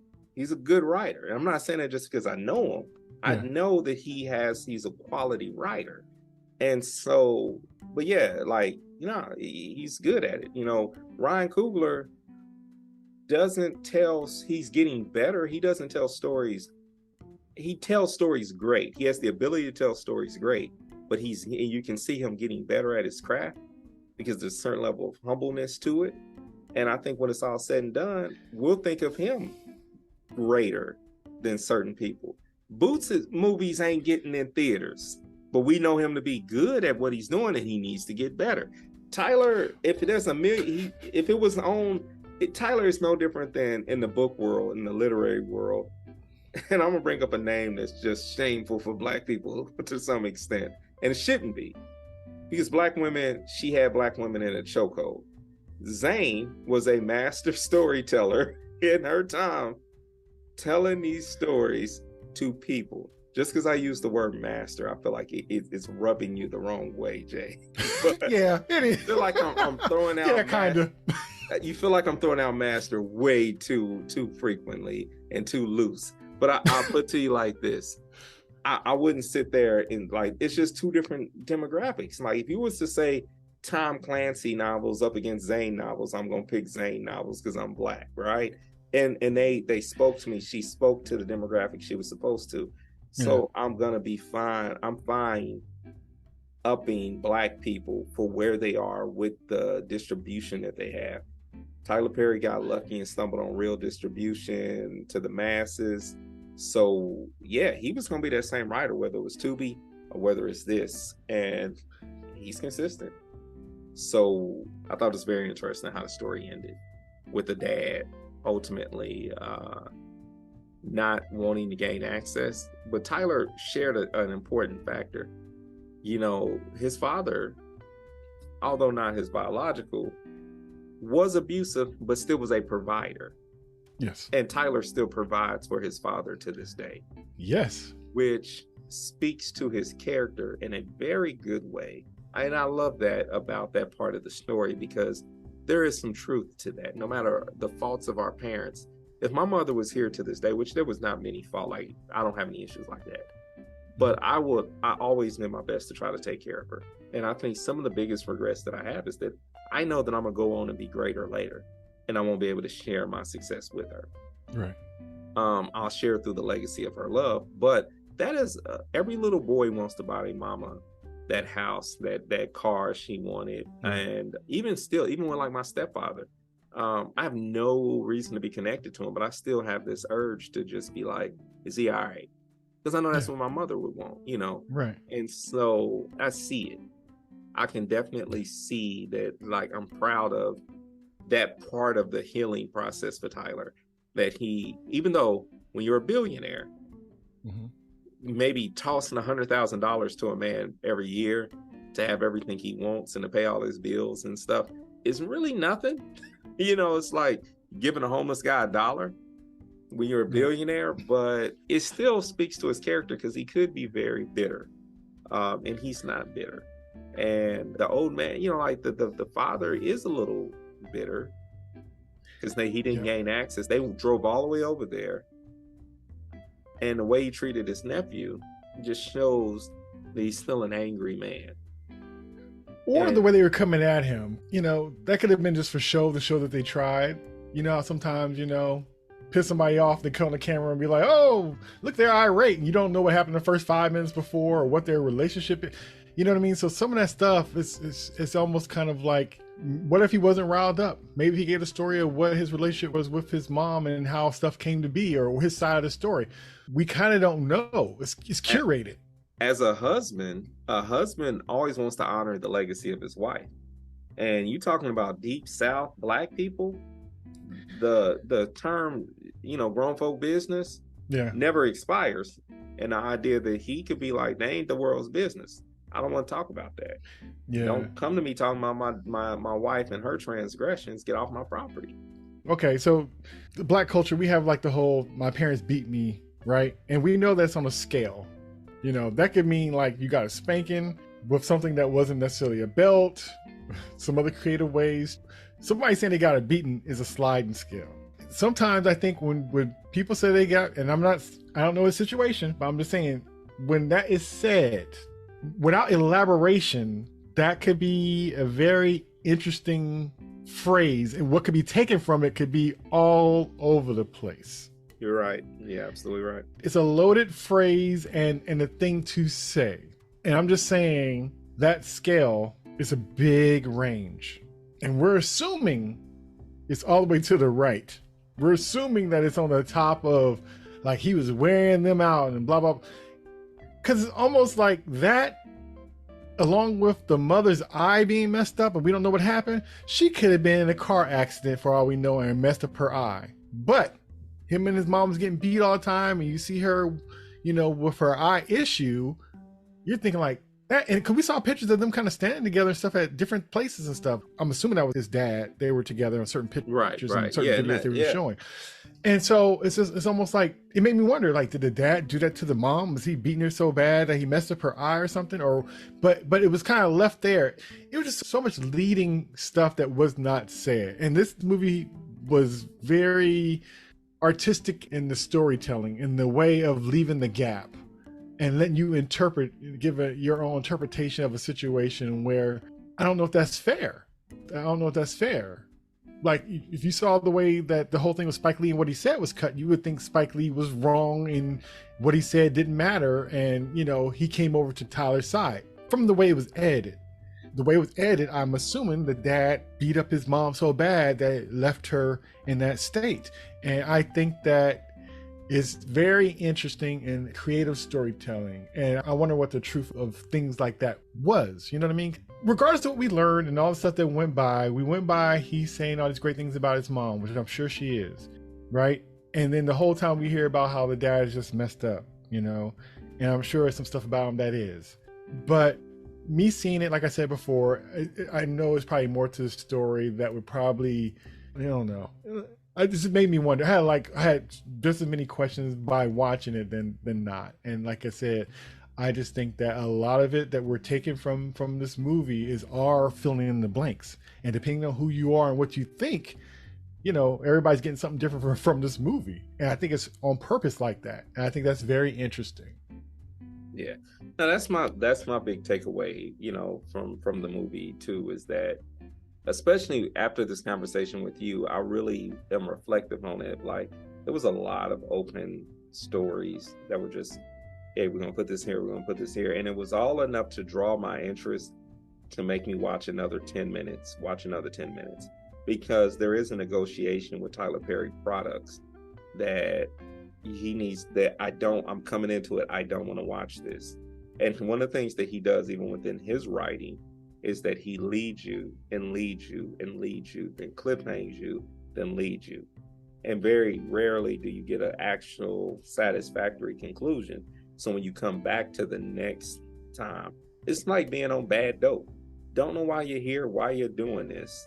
It's not getting you what you think it's going to get you, but you just keep coming back and you don't know why. And I think the documentary was lock in step with some of his product, you know, some of the things that he actually does.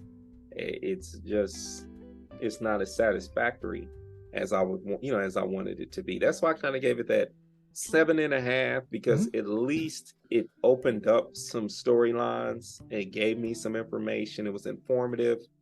It entertained me. I think it just didn't do the part that I love. I think the part of the situation of accepting this in a certain kind of way would be dependent on if you accept his work that he does, because you'd almost have to have the same mentality in a way to probably watch this movie and feel like that was a lot, that was everything. You know what I mean? Like, the appetite would be different. You know, like, I don't feel like it's enough in his storytelling and his products that he make. And I feel the same way about the documentary. Somebody who watches his stuff might think, oh, this is, oh, that's juicy, that's good, I'm loving it. You probably would feel the same way about this, because it almost flows the same way. And so you probably be like, oh, and you probably wouldn't look back. You probably just take everything for what it is and stuff. But like I said, for you go through this whole movie saying about his mom, and I'm not saying his mom wasn't a good mother and a good mother to him, which I'm sure she was, but like I said, throw something in there, like a big thing, like that's not his father. Like I said, it shuffles the deck with what was built up about his mom to me. And not that she had to be a bad person. Like I said, we don't know the situation, but I just think it was interesting how that was kind of laid out there and kept on moving, but you leaned on the dad the whole time and never offset it with anything else either. And the interesting thing about the situation with the mom, is that they slightly tried to make her the bad guy when it was just like she didn't want to keep paying for the play, or she told him to quit. Mothers tell you to quit all the time because they are human, and they be like, "Ooh, this may not work out."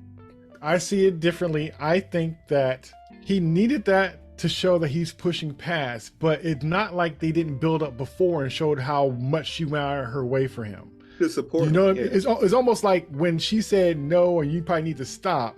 With the buildup that you saw before, you understood why she would get to that point. You understood her being like, baby, you need to get a job. It wasn't like she didn't believe him. It was like, I done did this and did that. We did this, we did that. Even he was saying how long it was taking. So it's almost like a fake, she was a blockage, because you already knew that he wasn't going to stop regardless at that point. So it was almost kind of like, yeah,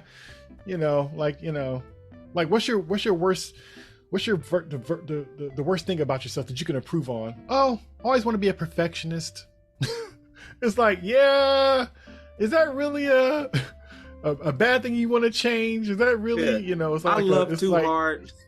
Right, exactly. But yeah, so this movie is very interesting. Like I said, considering it's a movie about Tyler Perry, I enjoyed it. I thought it was funny the way it started when it said like, what filmmaker has made 5 movies in the top at the box office in the last 4 years or something like that. And it was like, Spielberg or Tarantino. And it was like, no, it's Tyler Perry.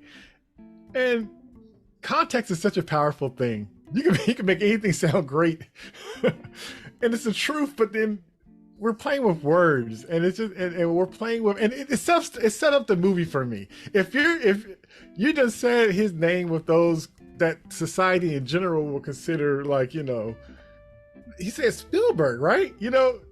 Now like the reason why they don't have it is because they stopped and take 10 years to perfect the next Star Wars or the next whatever. You know what I'm saying? Like, yeah, they're not gonna have that many because they're taking the time to stop, get other people's advice, and do all and they work with a team.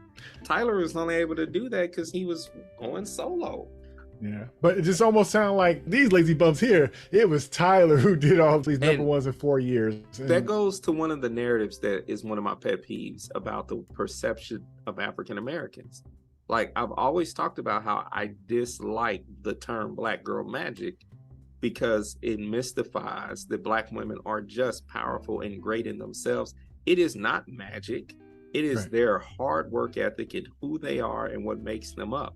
And it's not magical, because if we continue to make Black people magical, then it gives them a reason for superiority. Like it speaks to the narrative of, well, of course, if they were just normal humans, we're superior, but they're magical Negroes. Black girl magic. And so since they're magical Negroes, and I think he leans too deep into the magical Negro narrative. And yeah, it's like I'm making millions upon millions by cranking out these movies in this tight ship. And I agree, Hollywood has waste, and they probably should be closer to his design and doing things. There should be a sweet in between, right? I think it should take longer on the front end. I think there should be writers' rooms at Tyler Perry Studios. I think there should be young writers getting a chance to learn to write with this platform he has. And if it's not about it being about you, you would do this for the community. You would bring in some young brothers and sisters to write with you on a heavy level. Yeah. That's why I've always been like, bro, are you just writing the premise and then passing it down? And then for him to be like, no, all of it, me. Like, he has one other director, I think he has, that's kind of like a second director, I think, that kind of he works with or whatever. But yeah, it's like I said, it's all him. But like I said, I personally don't have an issue if that's his own world, that's what he wants. Like, I'm not knocking that part. I don't know. And I don't even care for his work, but if that's his world, then that's his world. And I think it's all about him. I think it's all, the stories are about him, the way he moves is about him. And I think he kind of moves like a lot of people moves, unfortunately. But does anybody owe anybody anything? No. But I don't know, because I know he donates money to when things come up, and he pays for things and he helps people out and stuff like that. So maybe that's his way of giving back, because I sure don't see it in his stories. But you know, that might just be his way. It's just interesting. But I always like thinking, like, if he was serving something that I felt that was more kind of true to us as a people, or more aspects of us, then I think that I wonder if the success would be the same. And not just because I don't think that we would accept it, like the energy and the money and the resources on the back end, like I seriously doubt those things would be there. And it's just like a interesting thing that we're just in this wash cycle that just spins and we never get out of it. It's very interesting. And he's an interesting dude. And as far as like the magical Negro thing, I've one thing for sure, I never thought that it just happened. As far as like, he does that work. And the fact that the way the work comes out shows that he does all that work himself. And when I'm saying that, you know, it lines up with other people's agendas and they kind of help push it along and all that kind of stuff, that's not taken away from all the work and his ideas and stuff like that. He has a perspective, and it's not wrong because it's his perspective. It's like any relationship. The way you feel about something says just as much about you. So either you accept it or you don't accept it. It's a relationship, two-sided thing. So even if you might be saying a story or telling stories that I feel is off, there's another side of that that's accepting and is fine with it for whatever reason. And that's fine. But it's just very, very interesting. But I would never consider him necessarily lucky or whatever, because he doesn't just go by this one thing that he does and that's it. He keeps creating, he keeps putting out things, he keeps, you know, stepping it up and sidestepping as far as where his reach is, not necessarily in quality necessarily, but he's always continuously growing and reaching and finding different ways to fold himself into a thing, from his mergers with OWN, working with Oprah and stuff like that, even the way he did his deals with TV stations and stuff to work it. So he's a hustler. Yeah, he definitely is a hustler, man. Was there any last words you wanted to say about this this documentary, or just Tyler Perry? Yeah, man. I think it's worth being inspired by. I think that was my takeaway too. I walked away from it inspired by him. Can't lie. You know, just was like, he didn't give up in different parts, and that's right. As a creative, it's hard sometimes because it doesn't always turn out the way you want it to turn out. Sometimes when you're self-taught, your stuff won't be as good. And so my final thoughts on it was, I walked away from that just inspired to not give up on my dream, to affect this world the way that I want to. And I may not be I don't need to be the next Tyler Perry too. It helped me realize that what Tyler Perry created was not generational wealth. It was a dream for Tyler. So yeah, he did go out and create a son. Right. And his son will be just as rich as him. Right. And his son will know what hard work is because that's the legacy, right? Right. But you know, generational wealth is something I'm starting to reframe and refocus my attention on. Is like, will it last? Will the next generation be involved in the generation after that, in building more? And he's really like plateaued to a certain point. And like I said, he's got a lot of little disciples. And I don't know if it's created generational wealth for him in that sense.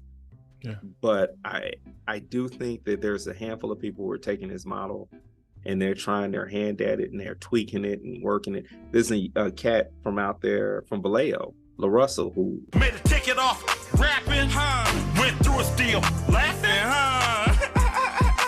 who uses the same model of just putting out a bunch of music just because he can.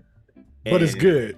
Yeah, it's actually, it's like, it's actually quality, you know, like Yeah. stuff, but it's like he's just cranking it out Right. because he can. He's like, why not? And then he's using these different investment tactics to get people to pay for the music so that he then creates community and then audience Yeah. can come later. If audience doesn't come, community's already taken care of. We see Kev on Stage doing the exact same thing. Kev on Stage does not need to have you know, an award-winning show or something. Yeah. Kev has a core community that pays for everything he needs through Patreon, through all the, you know, through his little studio that he's doing. Yep. So keep doing your thing. You'll find you'll find your corner of this globe. You'll find it somewhere. I don't, you know, that's my big takeaway, man. So yeah, that film really, the documentary really inspired me to keep going and keep searching for my community and grow with that community. I'm learning from Tyler's mistake. I'm going to grow with whatever community I can find that I'm speaking to. That's a great pull from that, because that's the truth. That's the truth. That's the truth. Finding your community, because that's really the only way for you to make it. And I think people want to skip over that step of earning that community, find it, because they will be the ones that will hold you up, and a lot of times folks take that for granted. And I think that's why we get in situations where these big companies that we love for years, when you start seeing that the priority wasn't for having a good thing for the people, you see how that loyalty and all that stuff works out. It turns really quickly, and it's almost kind of like, it seems like it's out of nowhere, but you're getting disregarded by somebody you disregarded. So it's very interesting. Yeah. All right. Yeah, I enjoyed it too. Matter of fact, I'm gonna watch it one more time. Check it out. Like I said, if you're a Tyler Perry fan, and if you're not, just to see somebody, their process. And I wish, like I said, once again, I wish it would have leaned in a little bit more on certain kind of things, but just as like a little taster of things, of how things work and stuff, it was entertaining. I would definitely give it that. And he did say a lot. I just wish it would have been a little bit more, but he covered a lot. They covered a lot. So kudos to was it two people that was directing it? I think it was two. I believe so. I feel they did a great job on, as far as the pacing and stuff like that, and the insert and the commentary from folks like Killer Mike and different people like that, Oprah being in there, and like I said, but it felt like 3 or 4 different documentary styles all put into one movie. I really did enjoy Killer Mike's perspective, because a lot of black men, we are critical of other black men. Oh geez, why did I look this up? Because I can't ever say no names right. It's got the writer and director is Jalila Mikhail. See, you're gonna have to look that up, bro, because I've never said this name out loud before. And Armani Ortez as the directors, but the director writer, that's something I need to look more into, this particular director, because she is a model. Really? Yes, she is an Ethiopian model. Oh, she's Tyler Perry's ex-person. Oh. Hold up. The director of the film is Tyler Perry's on-again, off-again girlfriend, who's also the mother of his child. And the co-director is an individual who has only directed episodes of Tyler Perry projects. So this is ultimately a Tyler Perry production, because I feel like that would have changed the way me and you saw the film, right? And the way we watched the film, like the way we talked about it. Right. And I don't want to go into it too deep, but I just know that this answers hey, we're going to open this door and then we're going to hurry up and close it.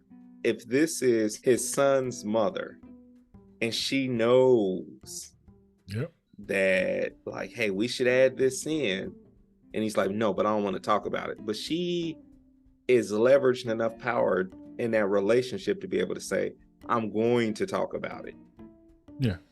But he leverages enough being the subject to be like, that's all I'm gonna give you. Right. So I think we got more because of the relationship. Did we need more? Like you said earlier, probably not. If you weren't going to explore it. Exactly. He's starting narratives that's not going to be finished off. So me as a person who, follows narratives, it's like, what's all these branches for if we're not going to lead anywhere? I'd rather just have the one, even though it might be straightforward, at least it's no distractions of possibilities of things that could be explored. Yeah, no, I absolutely agree. And so I think the idea of bringing in, and this is not to talk bad about the brother who Ortiz, the other director, or to talk bad about her. They're both their own individual filmmakers. Right. God bless them. But I think when you think about when you're that close to the subject, it can feel a little disingenuous. Like it's sort of like, did he really make this? And not did he really make it, but like how much of an influence is he? Considering that he's providing so much more to you for your career, I feel like this could have been a better film. It would have never would have been able to be made, but it would have been so much better of a film if other people would have been able to have it. Yeah. And it's interesting because, like I said, I almost gave him credit in the beginning because he didn't direct it. I'm so used to seeing his name directing and writing. When I didn't see it, I'm like, oh, it's going to be somebody else's kind of perspective on it. And so it's almost like I gave it a different kind of credit because I was kind of wondering, because the way the trailer is almost like this inside stuff you're going to get that, he didn't have control over. So they kind of just call this stuff and this is what they gathered from it. Not that it's going to be talking down about him or anything like that, but give you a little bit more insight. And it's almost kind of like the director going to be fighting for some stuff and then he'll probably have issues with some of it, or, ultimately it'd be up to him to let it happen. But it felt like it was just going to be this, you're going to be getting this insight. It's not going to be that curated. It's going to be curated to a certain point. And so even though it kind of felt like that, it was still kind of, it's almost like when Janet Jackson did her own documentary, but you knew up front that it was, her putting it out. So when you didn't see certain things, it made sense. Like, okay, of course, it's going to be the softball questions and stuff. But up front, you knew that's what it was. If you knew it was coming from somebody else, you would be like, oh, they're going to get into it. But I already knew from that Janet Jackson because it was her telling her story, but almost doing it in the style of this investigative, digging in deep kind of story. But with him, I didn't see that TP Studios or nothing like that. Like he always had rolling at the beginning of his movies. If I would have saw that, I'm like, oh, okay, he's throwing the ball to himself. Versus, like you mentioned, like with the guy who did the Yeezus, who did the Kanye documentary, you could tell that was his thing, and you could tell that Kanye kind of agreed with some of it, but kind of didn't, and therefore he kind of went down these roads that Kanye probably wouldn't have been tripping about. But if it's like, if I gotta take out this or that, which one you want? We'll take out that one, we'll let that one slide. It was like this, you could kind of see the compromise in the storytelling. So, also knowing that here's the thing, that's a good relationship. I mean, like, if my 3 oldest children is with my ex-wife, if she was to come to me, if I had a production company and she said, hey, I want to do a podcast, I'm absolutely giving her a podcast. If she wanted to do a podcast about my life, I would absolutely give her access to that. Like, I would give her that because, it's better than giving a stranger that. Mm-hmm. So I don't fault them for it or anything. I just think it did make me look at, unfortunately, and I hate this because I don't want to discredit these people for the efforts that they made in directing this film, but knowing that they have so much prior intimate access, that's part of a documentary director's journey. Mm-hmm. When you produce a documentary and direct a documentary, you have to get so close to a subject without getting too close. Mm-hmm. It's this fine line that you have to teeter, and to get access to so much footage, to have been there at so many key points, that's what made me say, yo, this has been done over 10 years. Yeah. Or this has been done over a certain, a length of time, because it made me feel like that. But also on the same token, if these were individuals that Tyler had already had on their staff or was a part of their team, mm-hmm. It also explains why she wasn't highlighted in the film on the level where he's talked about her in interviews. So he's talked about her being like a part of his staff at one point, like being a person who was working with him, there before when he had. So this makes sense. So much of it makes sense. The child not being shown, when I know the child has been shown before, I know, what I'm saying? So there was a lot of things that make sense now. Yes, it stood out to me the way she was even inserted in the film. I thought it was kind of weird. Like, why is she in there like that? Like, remember I was saying it didn't feel natural. Like I said, I was kind of questioning his intentions of having that in there. And I was kind of wondering why she showed up, because I don't know. It's almost like you kind of introduce things that are important to you in a different kind of way if that's what you're doing, or you just don't talk about it, or you just don't put it in there. So it was interesting that was like a point that I was in there and I was trying to figure out. I thought like maybe it was to counter the accusations about him being gay. And here you go. Here's a lady that he's not saying if his wife or not. She's just a random woman, as he constantly talks about his son that's in there, and it's, clips of him, but they're cut in a certain kind of way where you can't see his face or whatnot, which I understand could be a young child. He don't want to show his face, but the insertion of that seemed interesting to me. And I was kind of wondering, what was that for? And I guess if you feel like you are a big part of somebody's life and you don't want to be on the sideline, I guess I would insert myself into oh yeah, I would insert myself into there. Like, you ain't leaving out me. I was there too. Especially considering that it's an on again, off again relationship, like that's the thing, that it's like you don't know how many times they were on and off in the making of this film. Right.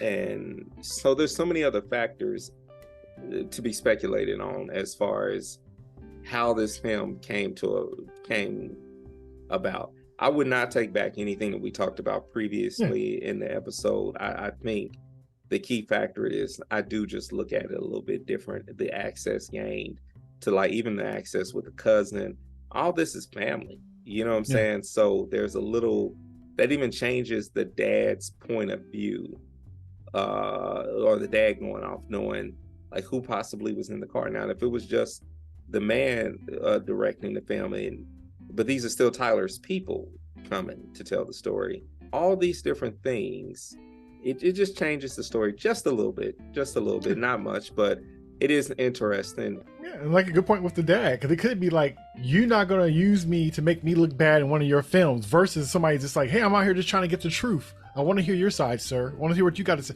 And then he might be like, let's sit and talk. I still hesitant, but let me see what's going on. Because even when I seen his dad getting upset, that's why I was like, we don't know the other side of that. It could have been like some conversations before that even shown, and he just shows him irate and upset. Like, how bad could it have be like, I don't even want to speak to somebody when you're still living in a house that Tyler pays for? It gotta be something else going down, being that upset and stuff. It's not like I don't take his money, I don't deal with him, I don't see that fool, It was none of that. You're still living in his house, see all the cars still parked there, you still got the, electricity still works because the gate is opening and stuff for you. So you're still being cared for.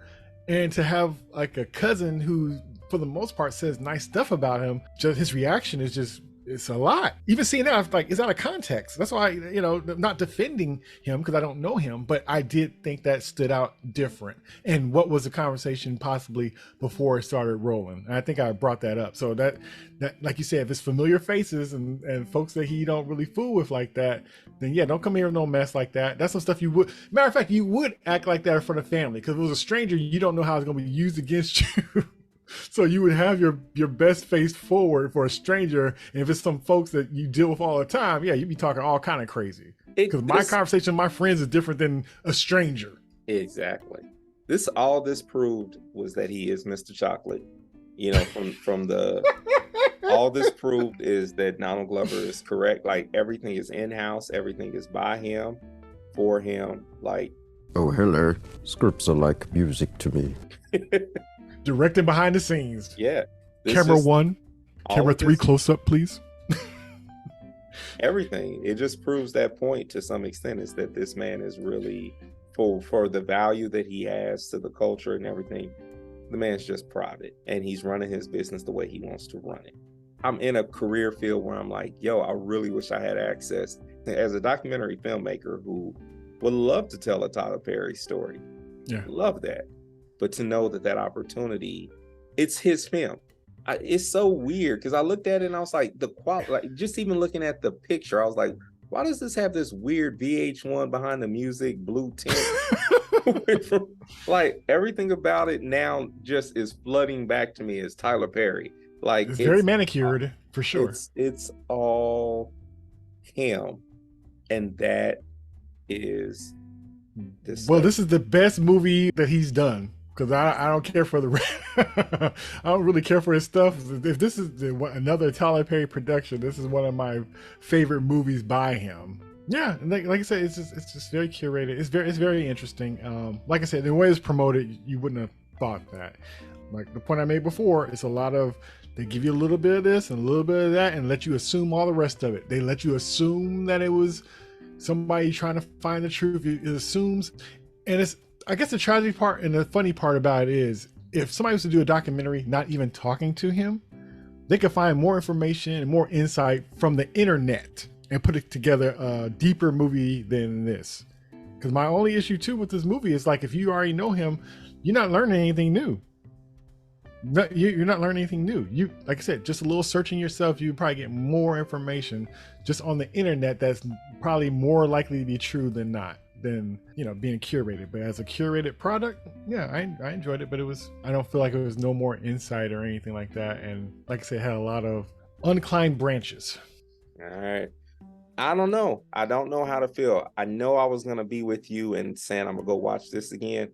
I don't think I'll ever watch it again now. And I shouldn't be like that. Do you change your rating? Yes. Oh. I do. I actually changed it from a 7.5 to a hard 6. And I feel bad doing that. That hurts my heart a little bit. But the reason why I do that is because I also know that the closer you are to a subject, I know that they were that close to the subject, they could have gave us a little bit more. And so I know that that means Tyler Perry had even more influence. I was impressed. So the numbers I'm taking away was, like, part of it was I was very impressed that they gave us stuff that we didn't know. And part of it is me looking at it from a journalistic point of view. Like, every documentary has a journalistic part in research and development. Right. And so that was part of my point system, was applauding them for bringing some things to the table that no one else had. Even if it was something you could Google, no one had really put on screen Tyler Perry was really Emmett, and he changed his name because of this. Right. He was beat. Like, these are things he's talked about on Oprah and mentioned here and there, but to put it together like that, I was impressed. But then I hate to say, just because she was in a relationship with him, that I'm less impressed, but that is the truth. And I am a little less impressed because you're the mother of his child. Right. This documentary could be a piece that you're leaving your child to, like, if God forbid something happens to Tyler, this could have been a love letter. Like, this could have been something showing the intimate nature of how the man that you've come to know. Instead, it was almost cold and corporate. And so the actual knowledge of intimacy between the two directors to Tyler, like, this is your mentor, this is your ex. This man. Which one is which? You being messy. You being messy, man. I didn't say it. Tyler, in case you watch this segment, he may sweep the internet for anything with his name on it. If he can write that much content, he may listen to everything that mentions his name. We may make a list again. Because we have a pattern of talking about this man. So yeah, man, there you have it. Like, I think that's why I reduced the rating. If I was to ask to talk about this again on another show, I probably would still say some of the main things I said to you. Mm-hmm. But I still feel like there's something masterful behind him. I still feel like he's still great, but it's a little bit of a creepy edge to it. And knowing, like, I feel like, I mean, you gotta let somebody outside the camp do this documentary, man, so it can have some. He kind of almost did a disservice to him, but he is hiding Tyler Perry's studio. Not a lot of people gonna run to IMDb and see who she is. Right. As soon as I saw the picture of her, I was like, she looked just like his baby mama. Yeah. Yeah. I said that real quick in my head. I was like, that looks just like his son's mother. And it was like Ethiopian model. I was like, yeah, is this his son's mother? And then next paragraph, boom. Known for her on again, off again relationship, gave birth to. And I'm like, okay. Well, yeah. Very interesting. That's my piece, man. What about you? Does it change your rating? No, I still say check it out. If you're, like I said, if you're a Tyler Perry fan, check it out. If you're a person who's not necessarily a Tyler Perry fan, it's interesting enough to keep you entertained. I still feel like it's information, but it's not a lot of information necessarily. Like I said, the main thing, like you mentioned, that Tyler is, isn't his name. But all the rest of it, like I said, it could have been so in depth. Like I said, even his replies to what people say about him and think about him. And like I say, it was just constant. He brings up something that somebody said or feels about him. And instead of, having a conversation on it or debunking it. He just has a quick one line or one clip answer to rebut what was said about him. So I was kind of hoping for more. Like, what was that real conversation between him and Spike? It wasn't Spike didn't like his work and didn't care for him to, oh, he's an all right guy because he named this soundstage after me. Nothing's that simple, and a lot of it did that. And like I said, if you're accepting of and not trying to clear the weeds and you just want to watch something, then yeah, I think a lot of people will enjoy it for the narrative that it is. But somebody looking for more, spend a little time on Google, you'll find everything and probably more of what you're looking for as far as insight, as far as Tyler Perry. So yep. So with that was Jay and Drew. Until next time, peace. Another interesting one. Yeah, that one was.